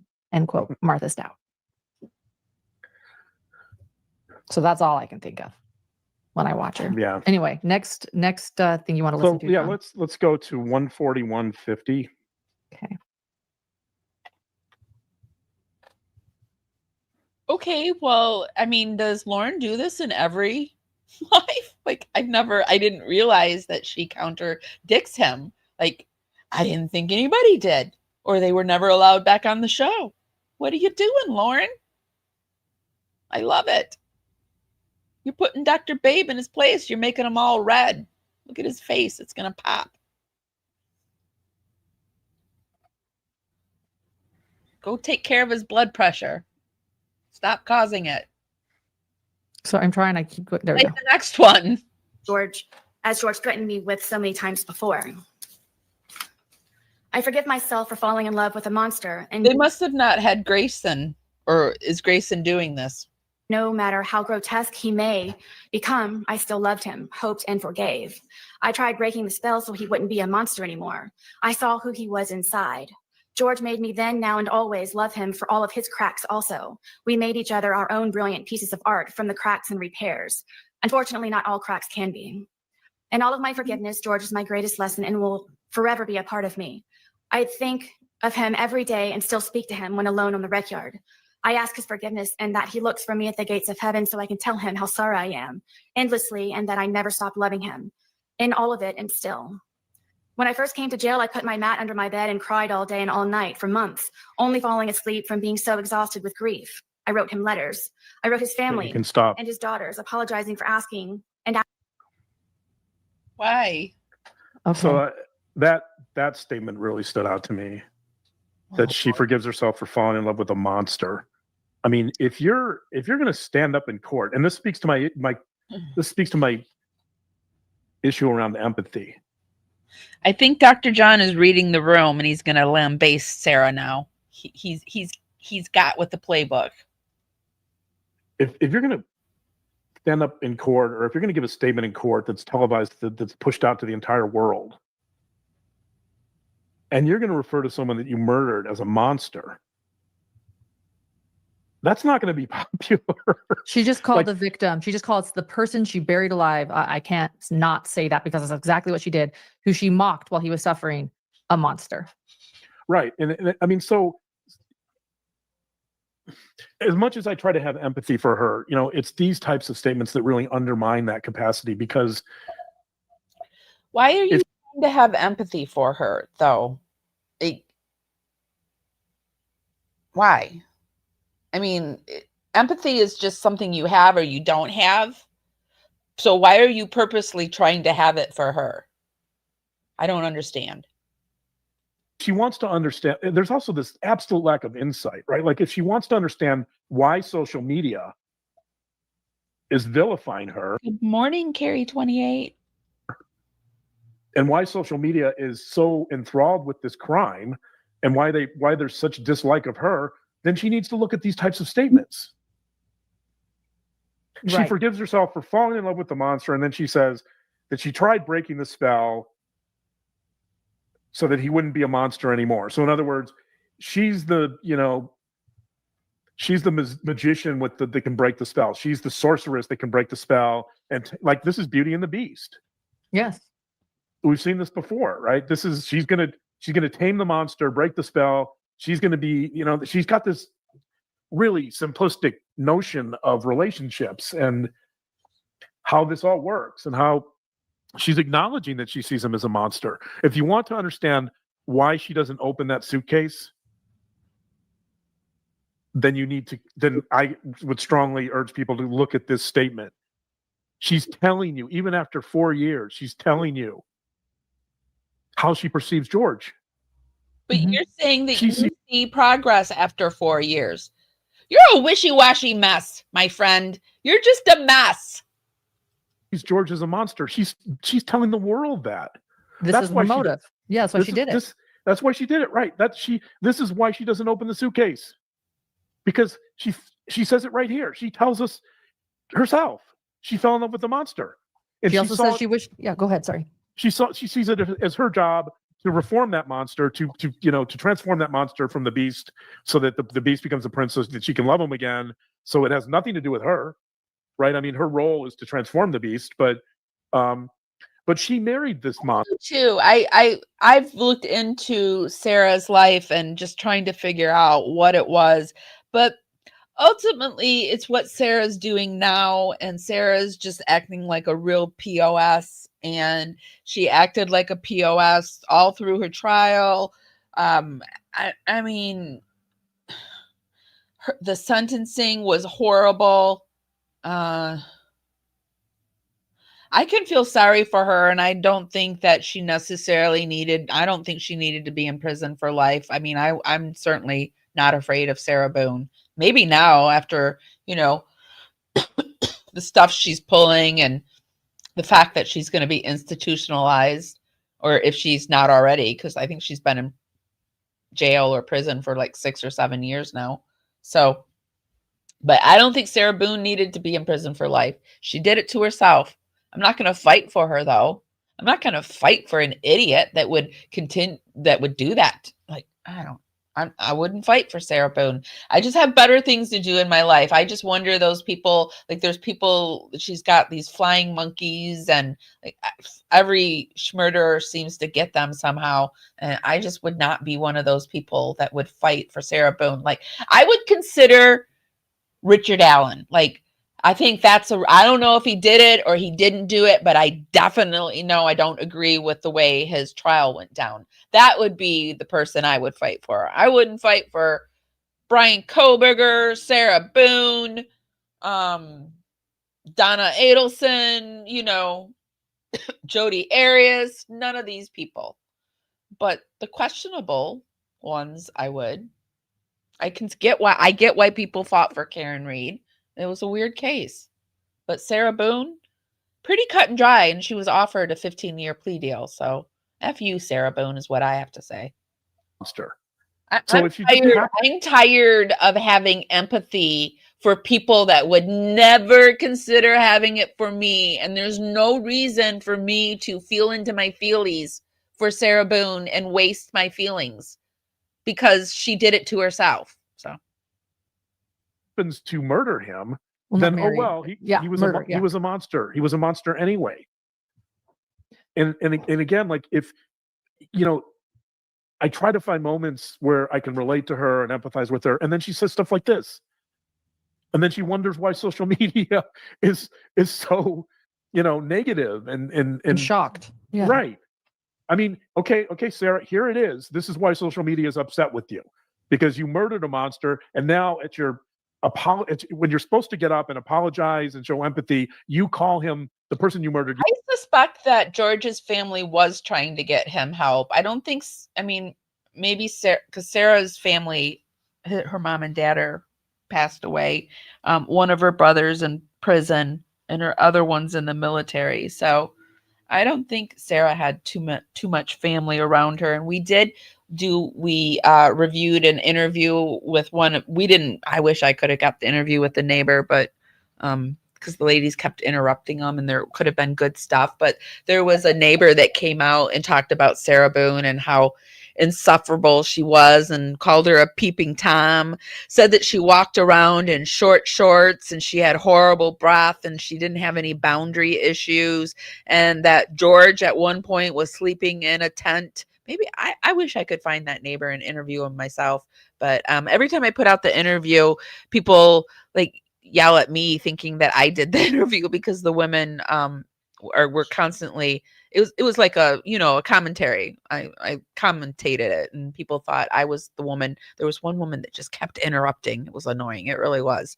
But and then sometimes when I go into these things, I act like I'm part of the interview. Like I ask questions knowing that they're not going to answer me. And then it confuses people sometimes. So I think that happened too. So anyway, but Sarah Boone was a real problem neighbor on top of it all. I think they just wanted to be out of her space. Like if you saw Sarah Boone coming, they ran the other way because she was bumming cigarettes or money for whatever. She was just one of those people, and she was literally would come up to your door and look in it. So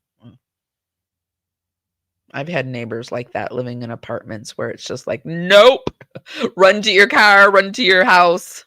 Hope you don't see them. You look out the door. Okay, all's clear. Nope, got to go back in. Sorry, I forgot something. It's just like horrible.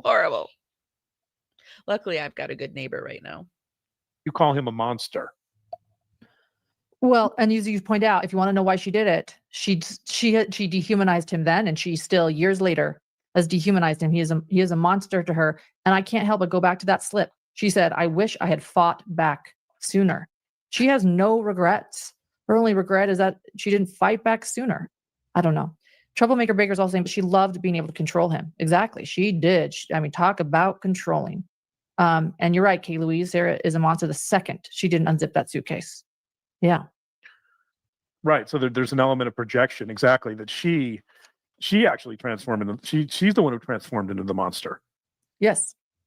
And then she has the nerve, by the way. So she makes the statement about him being a monster. And then she has the nerve later to say, well, what if I had been the one who was killed? I'd be a hero. I know. That was upsetting. Yes, Anyway. Dr. John. Yeah, what's your next? Should we listen to that or what's your next soundbite? 'Cause You have picked up what Lauren laid down and now you're on script. Okay, guys. So we're going to move on with that. I often don't watch everything in its entirety. I will put the link. So if you want to watch the rest of it, you can. Looks like there's like another half hour or so. But I want to move on, and we're going to actually move away from Sarah Boone and go into just this situation. I saw a lawyer reacting to the whole thing, and they're named Legal Snark Nick Starrow. And I wanted to take a look at his video on, is HTC billing the taxpayers for imaginary threats? But I'm going to come over into chat. If you guys could just, check to see if you're subscribed. I would love to have you as a power subscriber. I looked the other day. Forget how many of you are subscribed. But sometimes you don't know that you're not subscribed to the channel. Just check and hit that bell button if you decide to subscribe, because then it will notify you when I go live. Thanks, guys. Oh, and be sure to hit the like button. I always forget to say that one, or I don't say the other one. Have you guys seen Nick Starrow? Hey, folks. This is one of these subjects I rarely touch because it's a bit of drama, but we need to address it. Because once you start billing the taxpayers for your imagine. So this is one of the aspects of the case that, I say it a lot, so I guess there's a lot of stuff that burns my tushy, burns my chaps in this case. But one of the things that the thought that now are we going to be charged, the taxpayers, for all of this? And the fact that she's mucking up the court system and making it harder for actual victims, that really makes me mad. Non-stalking, non-threat. Here's the thing with HTC and this duo who report false information about the Delphi case and other cases. You're public persons. And when you post shit, you will get criticism. You will get people who say, hey. When you post anything, you're going to get criticism. It doesn't matter if you're posting shit or you're posting 100 absolute truth. There will still be a person that comes along and criticizes you. You've got to just realize that it doesn't matter. Like, it doesn't matter what they say, because if you stand behind what you said, it doesn't matter. If you're going to proclaim yourself to be a doctor from Princeton and you put yourself up on LinkedIn and somebody searches you, isn't that the point? Knock, knock. Upside down world. No, thank you. I'm keeping my world right side up. What the fuck? That's not threats. That is being held accountable for your actions. Right, Mr. Jingles, right? Yeah. Welcome to the show. Okay, we're going to skip the intro. Like I said, everything we view, we will put down in the YouTube show notes. Unless I've changed it. And look at that cute little kitten. This show is dedicated to the kitties and the little June bugs of the world. Is now that they are costing taxpayers money. Let's take a look at this. This is from one of the organizers of CrimeCon, with emphasis on the con bit. Folks, CrimeCon has gone from, hey, that would be fun, a few years ago, to let's have law enforcement and prosecutors meet with content creators so they can do narrative, get contacts like HTC, who, regardless of the evidence, will always side with the prosecution. I mean, it's a money-making machine and it's building steam, like with everything in our society. I used to go to paranormal conventions and I would be invited as guest speaker and or I would bring my show and I would broadcast. They would this was when podcasting was a novelty, and so it was really interesting and new to have somebody actually there podcasting and showing it to the world. Like you could come to my website and see it. And the paranormal community got really cutthroat. Like the conventions got really hard and lots of drama. And so I imagine they're fun though, if you can stay out of the drama. Like Lauren brought the drama. Obviously, if you can stay out of people's like orbit, like Lauren Turd, it can be fun and be used for what it is, but it is what it is. It's like I don't know. I haven't been to one in a long time, so I would have to go to one. But I mean, I do kind of like walking around to the vendor tables and talking to people and stuff like that. So, and I know a few people, we've had them on the channel since then, and they talked about CrimeCon. They didn't see any of this happening, but you know, they did mention like how big the restaurant was, the bar and stuff like that. And I think they're going to go back next year, and I actually kind of want to go next year.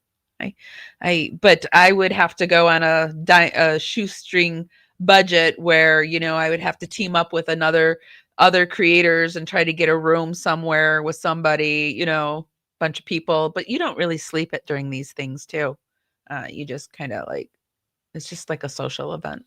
I don't know, it's fun for me, but I don't think I'd like all the police presence. That's alarming, but don't you think in this day and age that might have something to do with it, because it's a crime event, and you know, like they might be thinking like like victims might be there, and like maybe the people that were their perpetrators, they're out of prison, or they would send somebody. I don't know. That's just what I'm thinking, maybe.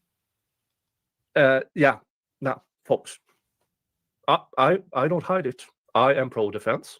Not anymore. Because, and I do it in every case. So, some are, well, some people are just, but still, innocent until and unless proven guilty. That's the baseline, folks.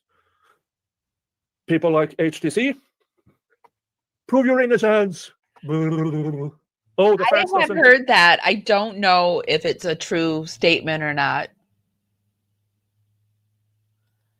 Your mom tried to get you to go to a haunted Civil War tour hike at night.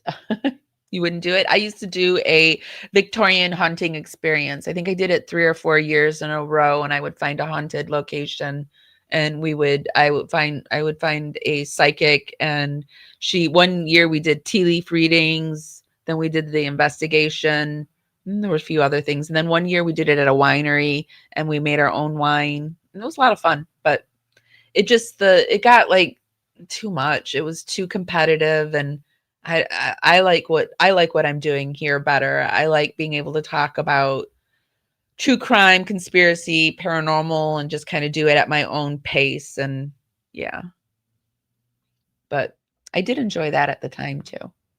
Support my opinion. Let's make up new facts. A bit of hyperbole, but you know what I mean. Let's go. Yeah. So this is from CrimeCon organizer. Hello, worker bees. I'm just going to read it myself. Hello, worker bees. A true crime podcast host, Lauren Matthias, and her producer, Grayson, attending CrimeCon September 5th through the 7th and staying at, I don't know what that says. Lauren has been experiencing threats from a former fangirl, oh lordy, who has repeatedly at court appearances and events like CrimeCon because she's in the same circles, and just because her channel or TikTok isn't as big as yours, which I don't know, her art page was like 50,000 or so over on TikTok. And so, I mean, it's nothing to sneeze at. A Utah judge issued a non-contact order today, September 4th. Something born, it must be Christina. prohibiting her from contacting Lauren's staff. The court order includes a stay away order, specifically lists 2025 CrimeCon Expo, Denver, Colorado. I have heard that she was removed from CrimeCon permanently, but I haven't seen right now. It's just a rumor, so I can't confirm or deny. This order is a direct response to the potential risk at CrimeCon. Something spoke with a producer from another network and confirmed she was attending. Oh, Christina.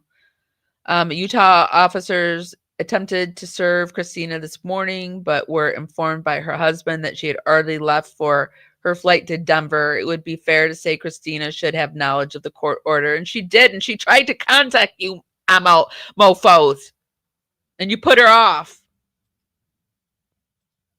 You still sold the ticket to the alleged stalker, didn't you? Which tells us you really don't care, as long as you get the cash in. Yeah, I mean, it's not like they knew all this information. They said, oh, as soon as we see her, we will refund her her money and send her on her way. That didn't happen. That certainly didn't happen, did it? Okay, Utah judge issued a no contact order September 4th against this person, prohibiting her from contacting Lauren, her family, and her staff. Now, that case is, yeah. There are other channels covering that case, and as far as I can see, it's bullshit. It's a bullshit case. The court order includes a stay-away order, specifically mentioning other and lists the CrimeCon Expo. This order is a direct response to the potential risk at CrimeCon. Yeah, because apparently CrimeCon, who is filled to the brim with police officers. Now I believe it. Now I believe that they are the reason for the police. Now after seeing this letter, I 100% believe that she is the reason. So is Lauren going to pay for all those extra salaries for those police officers that were hanging out during CrimeCon? God, what a piece of crap they are. And their own security can't guarantee anybody's safety. Think about that, folks. CrimeCon with literal hundreds of law enforcement officers at place can't guarantee safety. Is it because every damn cop there is fucking drunker than usual? Or is it just speculation? No, I don't I don't want to speculate. It just sounds stupid. But I mean, CrimeCon, you have cops every fucking where, and you still can't guarantee safety. Sure. Well, and not only that, but there's probably tons of off-duty cops attending it. So it's, I mean, and where was it this year? Colorado. I don't know what the permit for carrying in Colorado is, but I think you can carry in Colorado. So I bet there was a lot of pew-pews on top of having a lot of police officers. God, man. They're so ridiculous. These people, they're insufferable. Oh. Blah, blah, blah, blah, blah. Utah officers attempted to serve this morning, but were informed by her husband. What? By her husband that she already left for a flight to Denver. I have attached a court order, needs to be served with if she attends CrimeCon. Per the order, this person is not allowed to attend CrimeCon.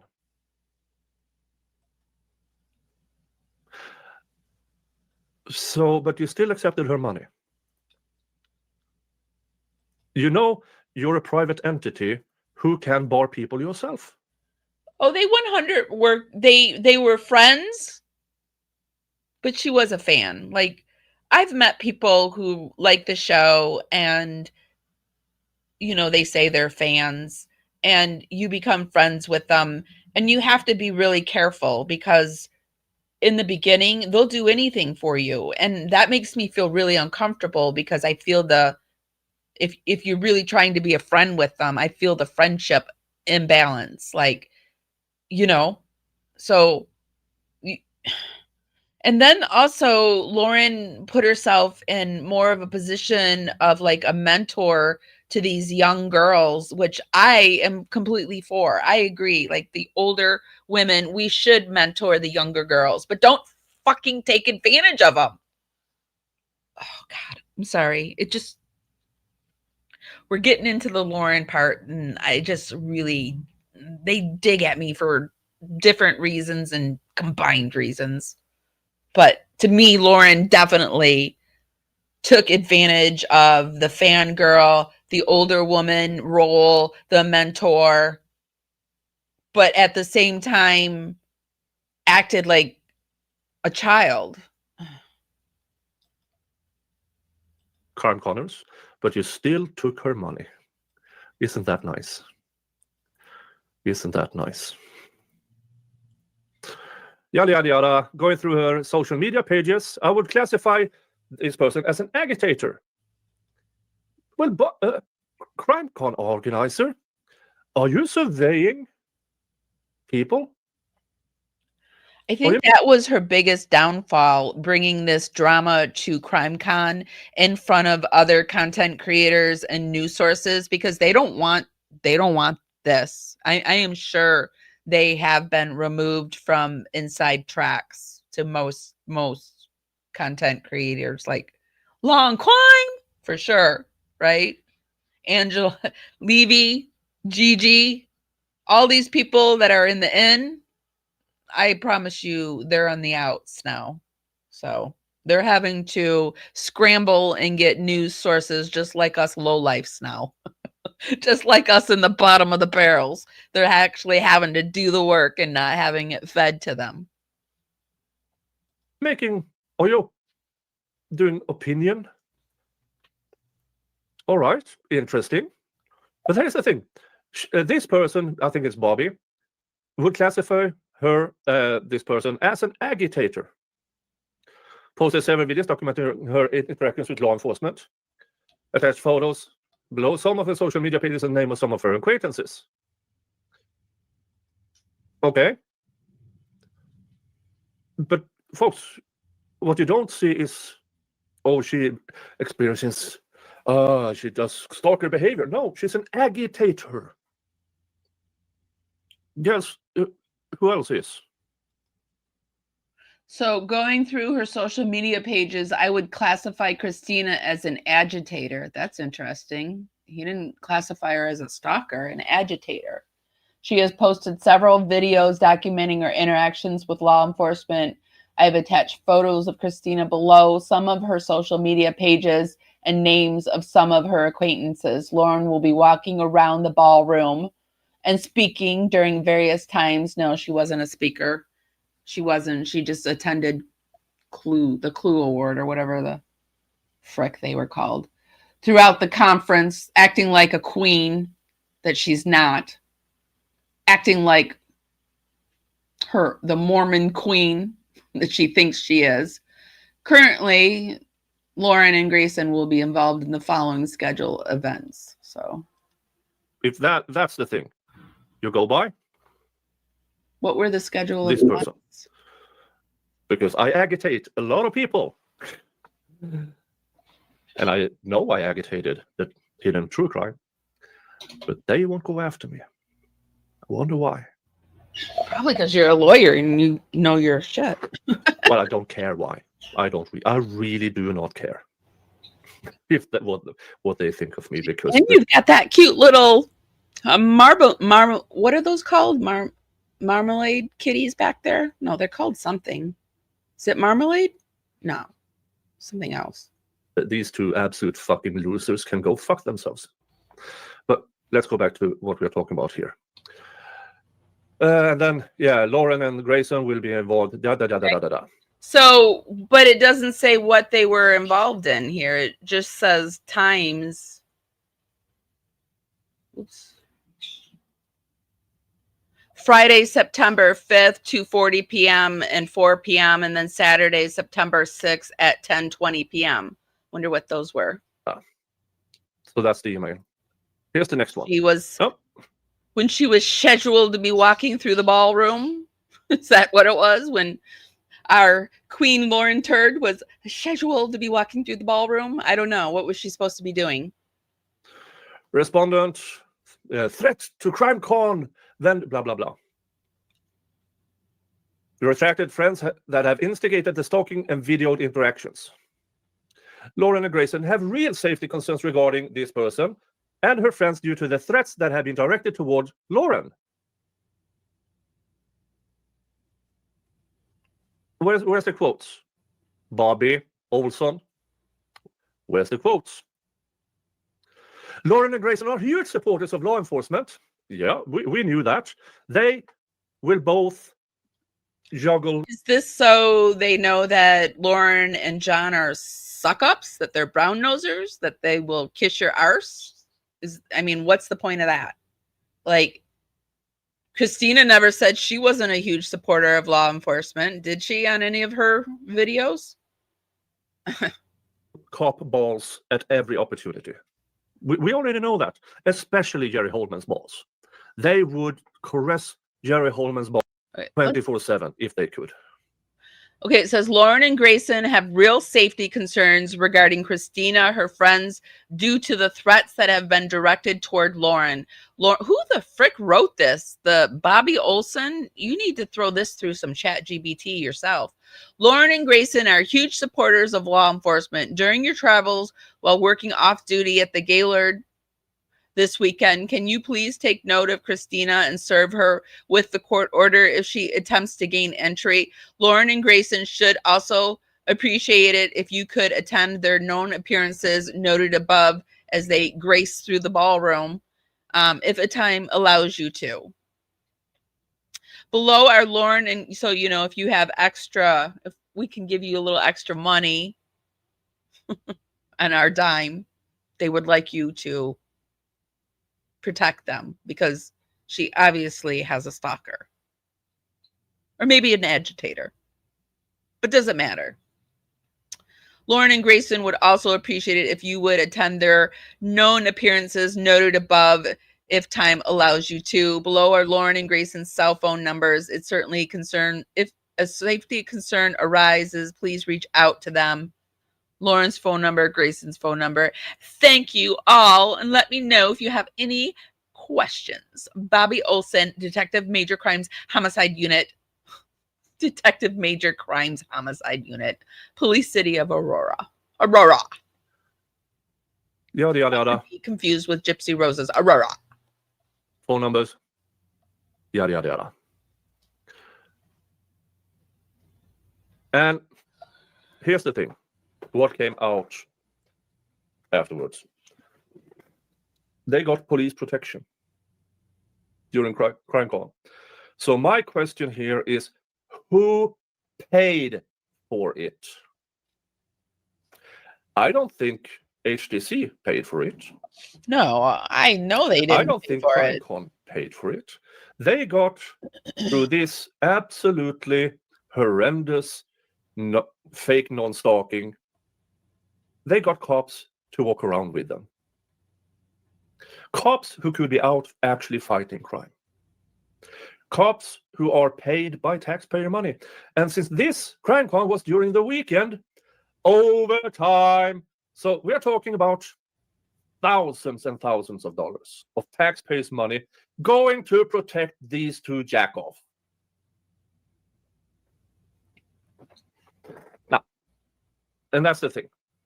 I couldn't care less if they hired their own security for this imaginary stalking threat. Couldn't care less. Good. Yeah. Let them spend their money.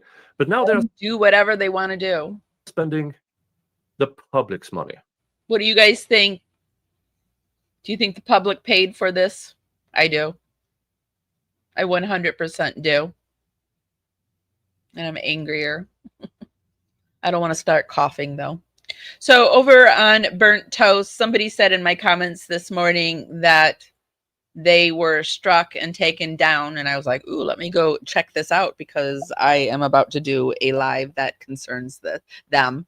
And I wanted to know what it was. So they 12 hours ago, well, it's been longer. This is when I pulled it up a few hours ago. So it's been 14 hours about. Tonight is part 3 of the cleanup stream plus an email about police when Lauren attempted to serve her former friend Christina back in September. See everyone soon. And then during the stream, apparently it got struck and taken down. Although I will say that I was doing a stream and I got struck and taken down, but I got struck from BBC because I played this clip, this funny clip of the Yeah Butter. They have a Yeah Butter. I forget the person's name. And all I had to do was edit it out and then it came back up. So maybe that's all they have to do. But it says, I have uploaded it to my Rumble for those wanting to watch it. Someone used my intro to strike me. So I thought we could head over to Rumble. Oh, unless it's there again. Let me see. Maybe it's back. No. And just take a quick peek at it. But I want to look at the comments too really quick.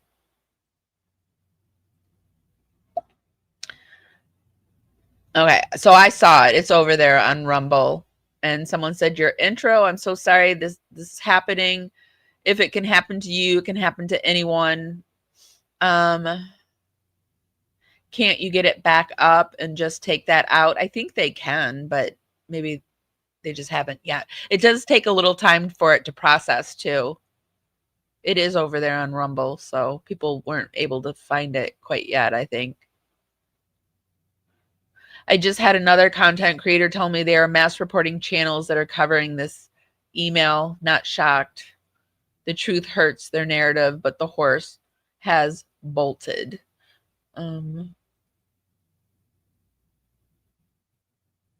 Messed up my Thursday night. Well, poo. So I spent that time informing every big creator I semi-know and don't know. I think this person might have told me to get the email out. Oh, no. No, they didn't. Somebody just told me that it happened.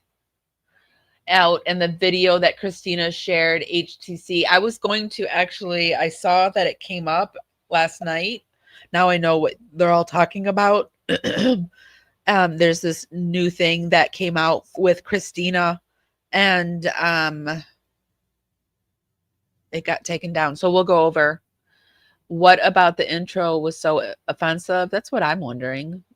I did look at the intro too, and I can't tell what it is. We're not going to be able to look at it together, but I will put the link to it down in the show notes if you want to go watch it on your own. They're not really answering any of the questions.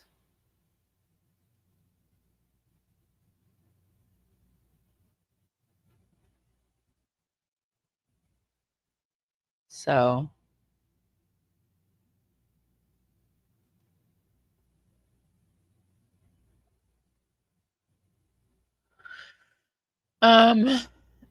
so let's go over to Rumble.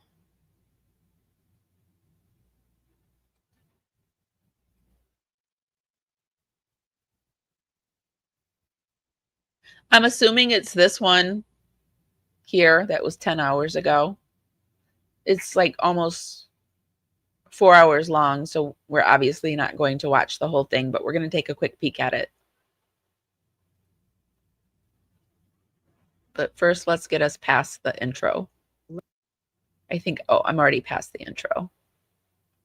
Yeah, I don't know what was so bad about the intro. I'll take you through it, like just clips, but it's just this, and it's some music.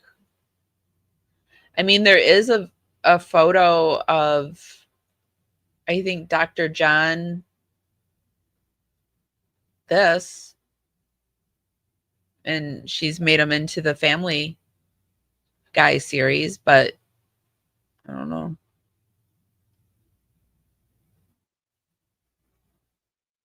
But I believe this is the text. So let's get into it. Just to be clear, so that for context, these were And if I get taken down, you know it was this. not forwarded to me. They were screenshots that were sent to me, just to be clear. And so it says it's from Bobby, who I am assuming is the police officer. Please let me know if I got that right. Hold on. Let me just double check just to make sure. Let's see. Well, they go above and beyond. There's an extra step that you can take to copyright your stuff. And I guess apparently they might be doing that. I don't know. I really don't know. I've gotten, like I said, I got struck while I was streaming, but it wasn't because of them. So I never said, like, I never mentioned it. It happened in the middle of it. And if you were already there, if you were over on, because I streamed to other platforms, I streamed to Facebook and Twitch and YouTube, or I'll stream to YouTube, Facebook, and Instagram. So those other platforms kept streaming. So it was like it never went away. But so you guys didn't really notice it. And I quickly edited it at the end when it ended it, and it got up really quick. I just edited that piece out. So I really don't know. Okay, right. So the Aurora Police Department detective, Bobby Joe, and this is where it gets interesting. Okay. So Lauren, allegedly, I haven't seen the streams. I'm just going to say allegedly. The claim is that Lauren actually Yes, this is burnt toast from last night. She said that the reason she got struck was because of her intro. So we skipped the intro, and she has it up here over on Rumble, and we're going to take a peek at it. interviewed a police chief or a police detective from Aurora Police on her channel. So there's already prior relationship there, even if it's just professional, right? So that's already kind of weird to me. And it says that the police detective, Bobby Joe, sent this email just a few days later to other officers at the hotel at CrimeCon, trying to help Lauren and Grayson out with their, quote, stalking situation. Okay. And this is what we just read. I got it. So this was, wow, look at all the people. We didn't see all the people it was freaking sent to. Are you kidding me? Let me see. Randy Hansen, somebody in the government. Oh, so all these people, they must be police officers, right? If they have a government email, and then they CC'd Hidden True Crime. Threat to CrimeCon vendor. God, what POSs?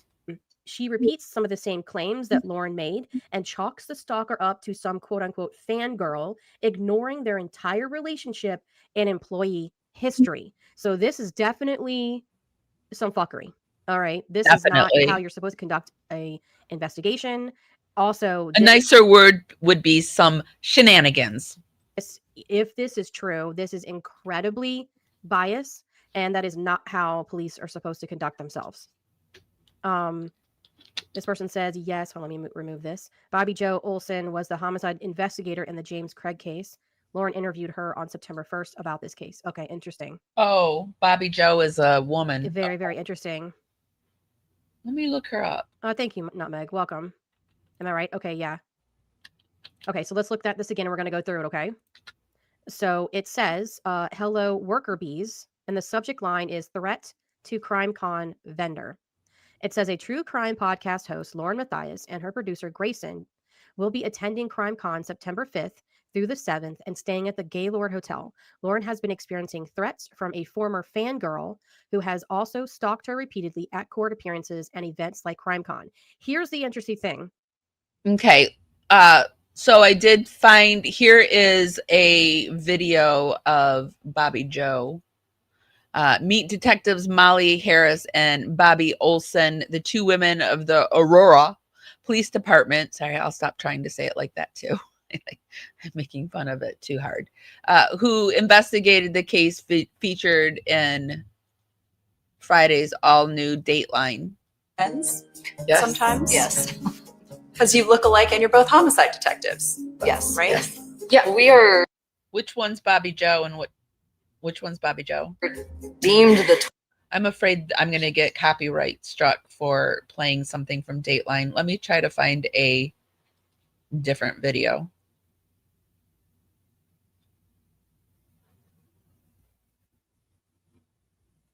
Oh, look at Hidden True Crime. Hello to the hidden true crime community, our hidden gems. We have an incredible interview today with two women I greatly admire.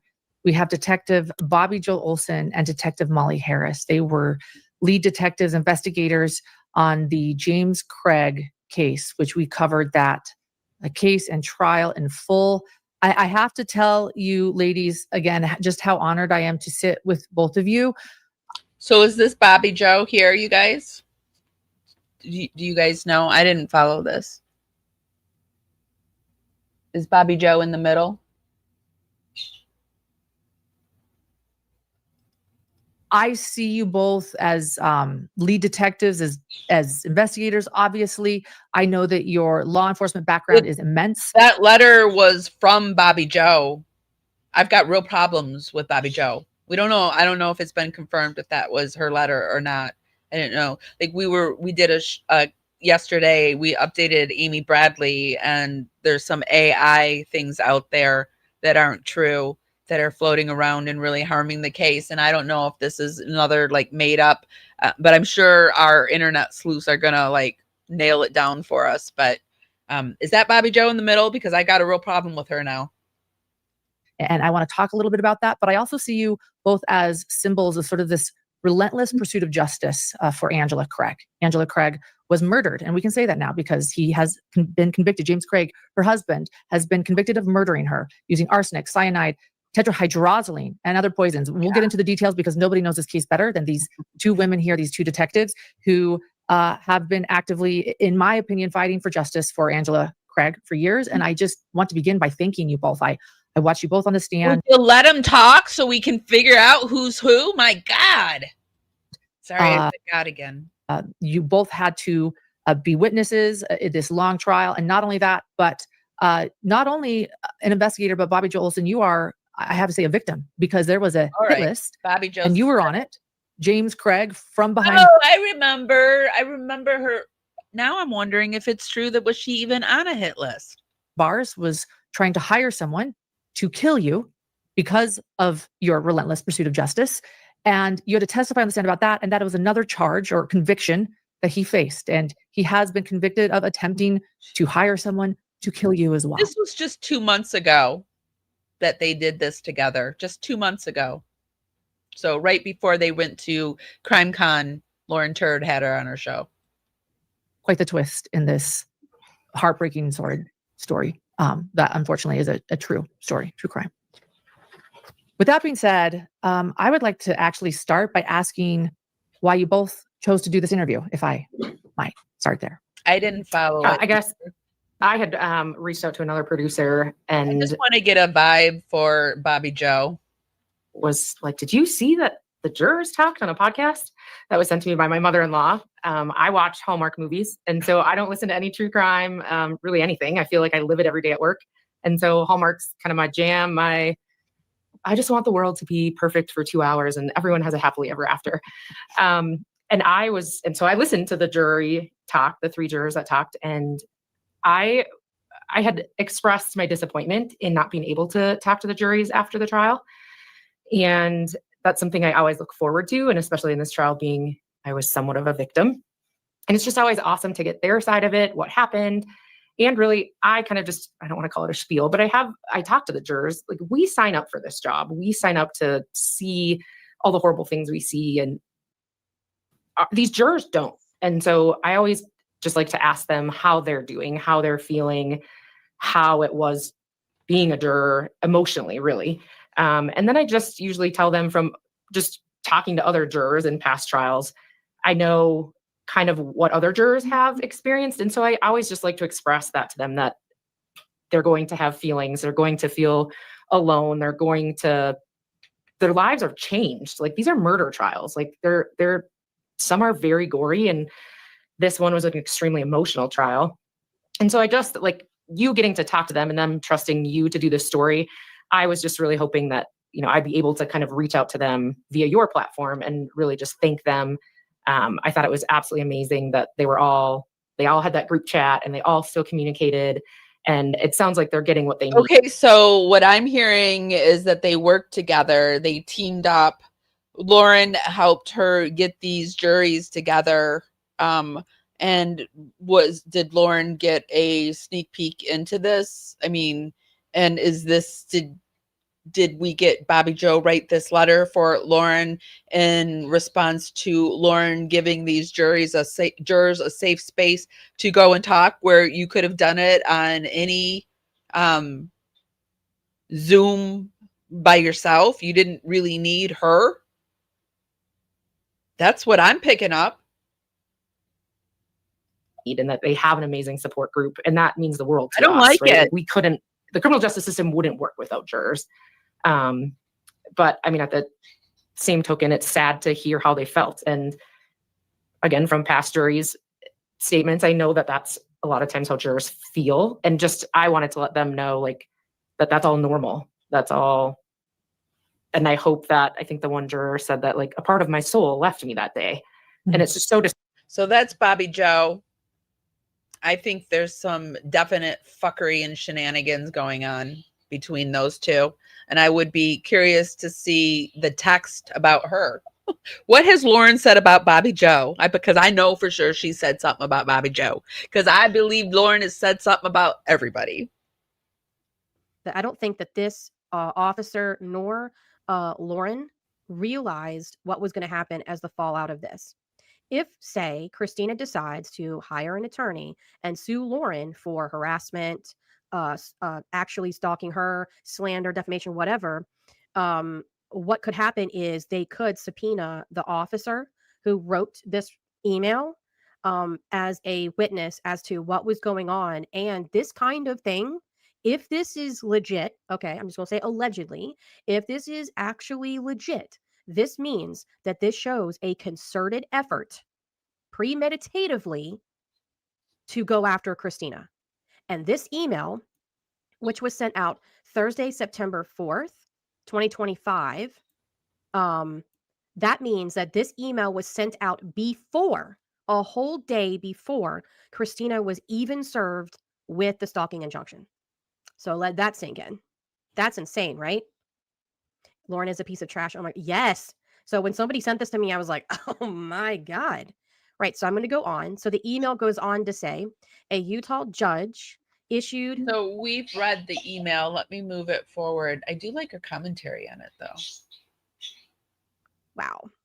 Below are Lauren and Grayson's cell phone numbers. If a safety concern arises, please reach out to them. That's redacted. Thank you. And let me know if you have any questions. Bobby Olson, Detective Major Crimes Homicide Unit. Sure. Okay. Wow. This is very problematic. Very, very problematic. You think? I think it is. Wow. It's and horrible. This is not. This is wow. There's so many things I could say right now. I'm actually afraid. I could say a lot of things too, but I really don't know why this was. Do you think that he was related to Nellie Olson, the owner of Candy Shop? I have no idea who that person is. Yeah, this is a little weird to me. This is very weird to me. Hey, B-Tim, I don't know if you saw those emails, but you might want to rewind for a few minutes. It just got a little messier. This is not how this is supposed to happen. You know? So, I mean, what it seems like to me is that she's going behind the scenes. And wow. I mean, because you don't just like accidentally contact a homicide. Yeah, she's calling on professional contacts. Yeah. Homicide detective. You don't be like, whoops, I tripped. I just sent an email to a detective. That's clearly premeditated. It was clearly planned. It's clearly her trying to, once again, it's further evidence, in my opinion. Well, I don't think she's trying to act like it wasn't premeditated. I mean, I think she's been building her case for a while. And I think CrimeCon, she wasn't going to go. And then all of a sudden, I'll go. This was her moment to nail Christina, and she picked the wrong moment. She picked the wrong moment, I would say. And that she set Christina up. And then on top of that, having the police go follow these other people around who aren't even like part of this, that's creepy as hell. In my opinion, I believe that there are some ethical lines that were crossed here. And that is really unfortunate. Dana, Wow. I didn't bring a 9.5 hour live to the internet of my life. She brought it to us. She just doesn't like our reaction to it. And if you're not okay with it either, that's okay. If you want to be on Lauren's side. But eventually you have to stand up to tyranny. You have to stop being silent to it. You have to stop being silent to people doing wrong to other people, because that's not okay too. So if you're not comfortable with talking about it, or you think it's wrong one way or another, there's tons of stuff out there on the internet to talk about. I promise you, give me a topic and I can find it for you.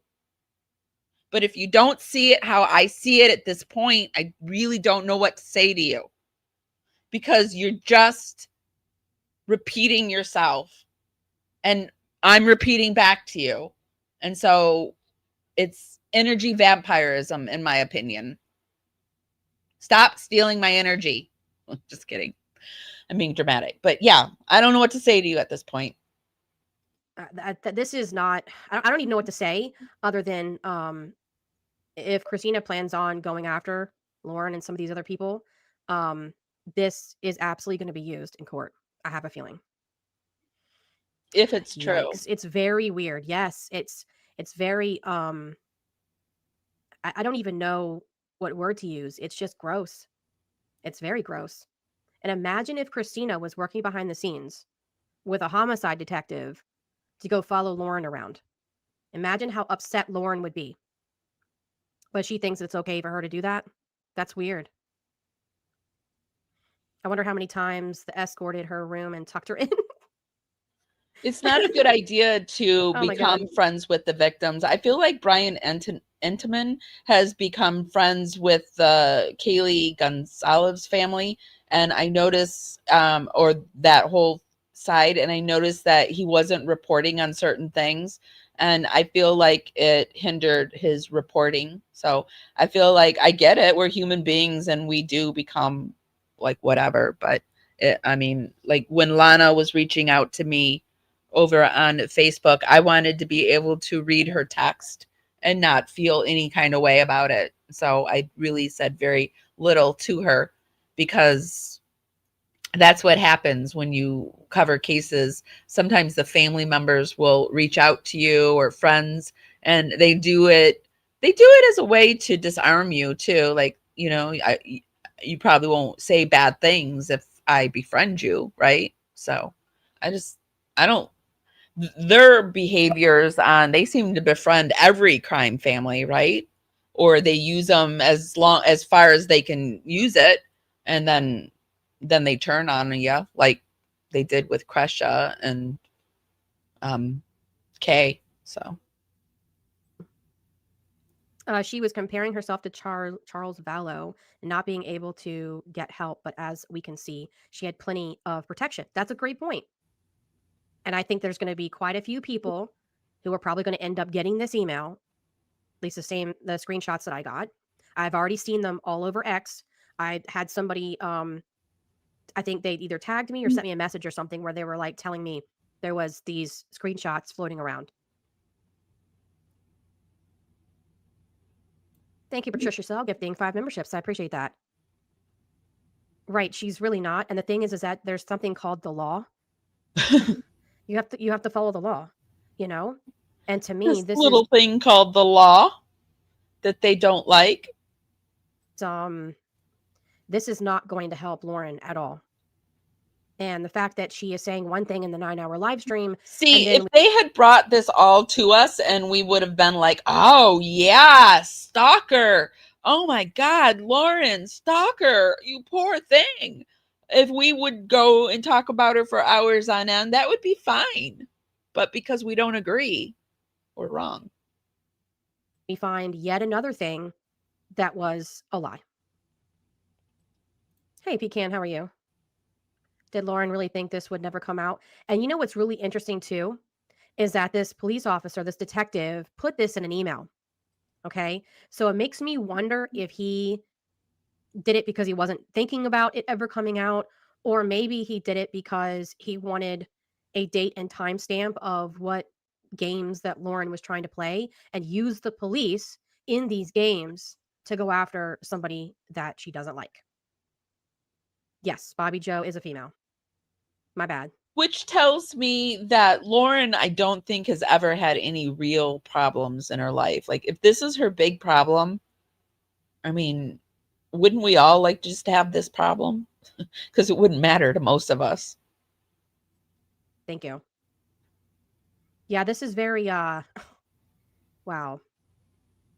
This is pretty crazy. Like, I want to give her my problems and I'll She take thought it would never hers. come out. Probably not. Probably not. I promise you I could get her out of this in probably a week.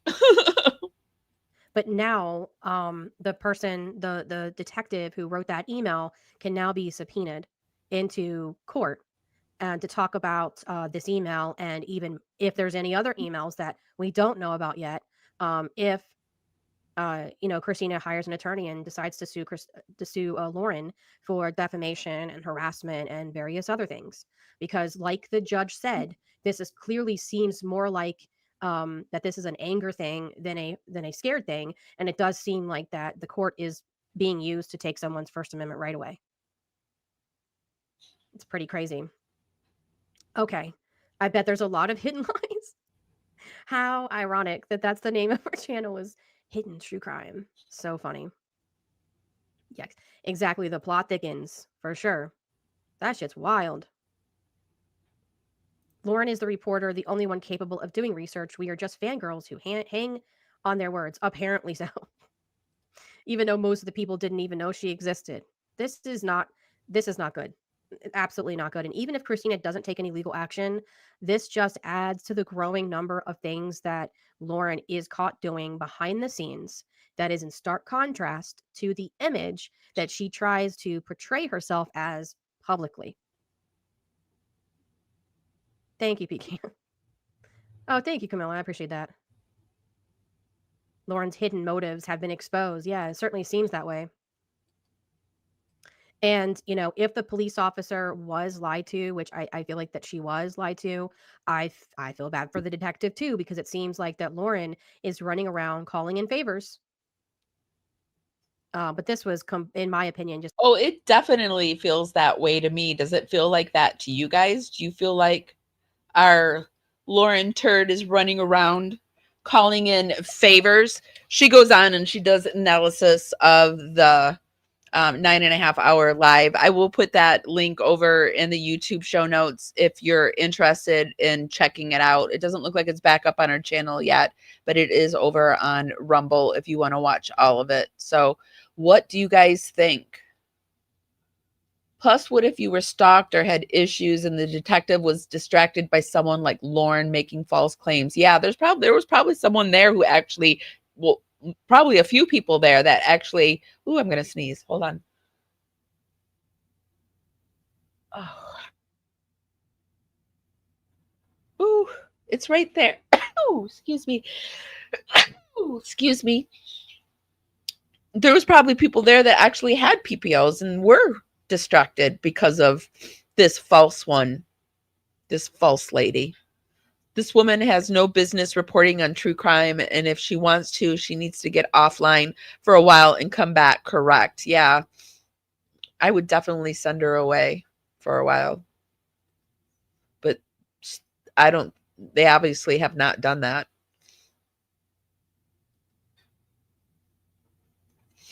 They obviously can't read the room, won't read the room. Have you guys been playing our Power Brain that we play over in our community section? I like to do a left side, right side. Left side is logic, right side is more the paranormal. This is an example of one of our Power Brains that we play. It's a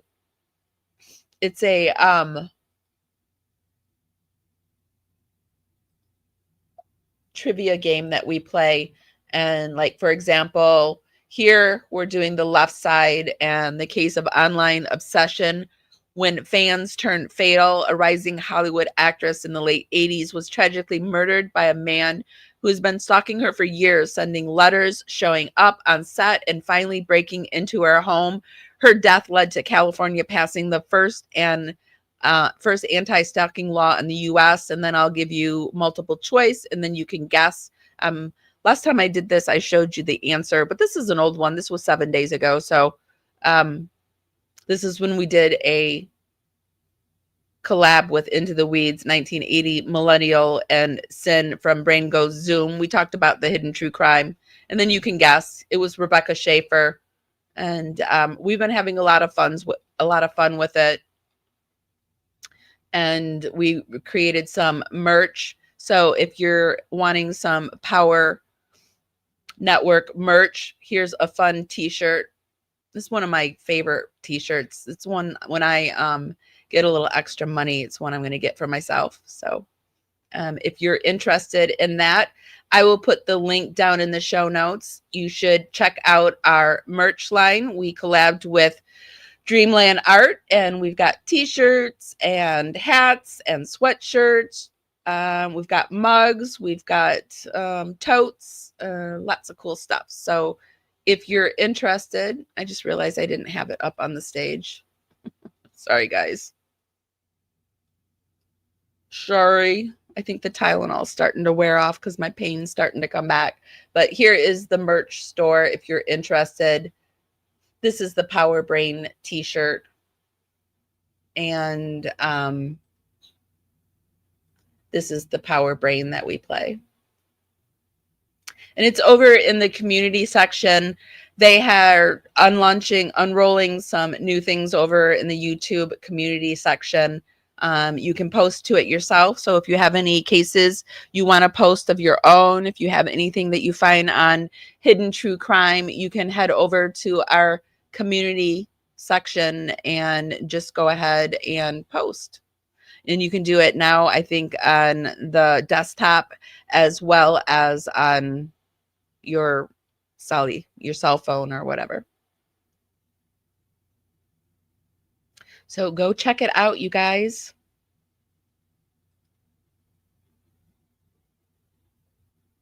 She's using her son's grief for her own benefit. Yeah, it's really disgusting. Like, a parent should take a son's grief and trauma, not put it on them.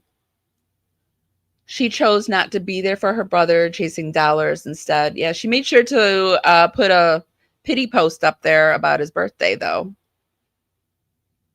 She uses all her victims for her own gain. I agree. I just don't feel sorry for them anymore. I don't have any empathy for Lauren and John. I mean, as human beings, yes, I do. I don't want to see him destroyed. I don't want to see your son homeless. I don't want to see any of that. I just want to see him take accountability for their BS. Okay, guys. Kim, thank you so much for moderating for me. Thank you, everyone, for being here. Thank you for all the super stickers that you've given us. And thank you for all the new dragonflies and the new Power subscribers. If you're not a subscriber, please consider joining. If nobody's told you this today, and even if they have, I'm still going to tell you guys this. I love you guys so, so much. And I promise I'll see you next time. Bye, guys. Miss my cue, but I had you for that day. Here in the blue, I'm falling deep into you. Be sure to give this live a thumbs up. Helps me go out into the algorithm party out there. Bring more people back to the party. It's just a free way to help me out. With you tonight, and it feels fine.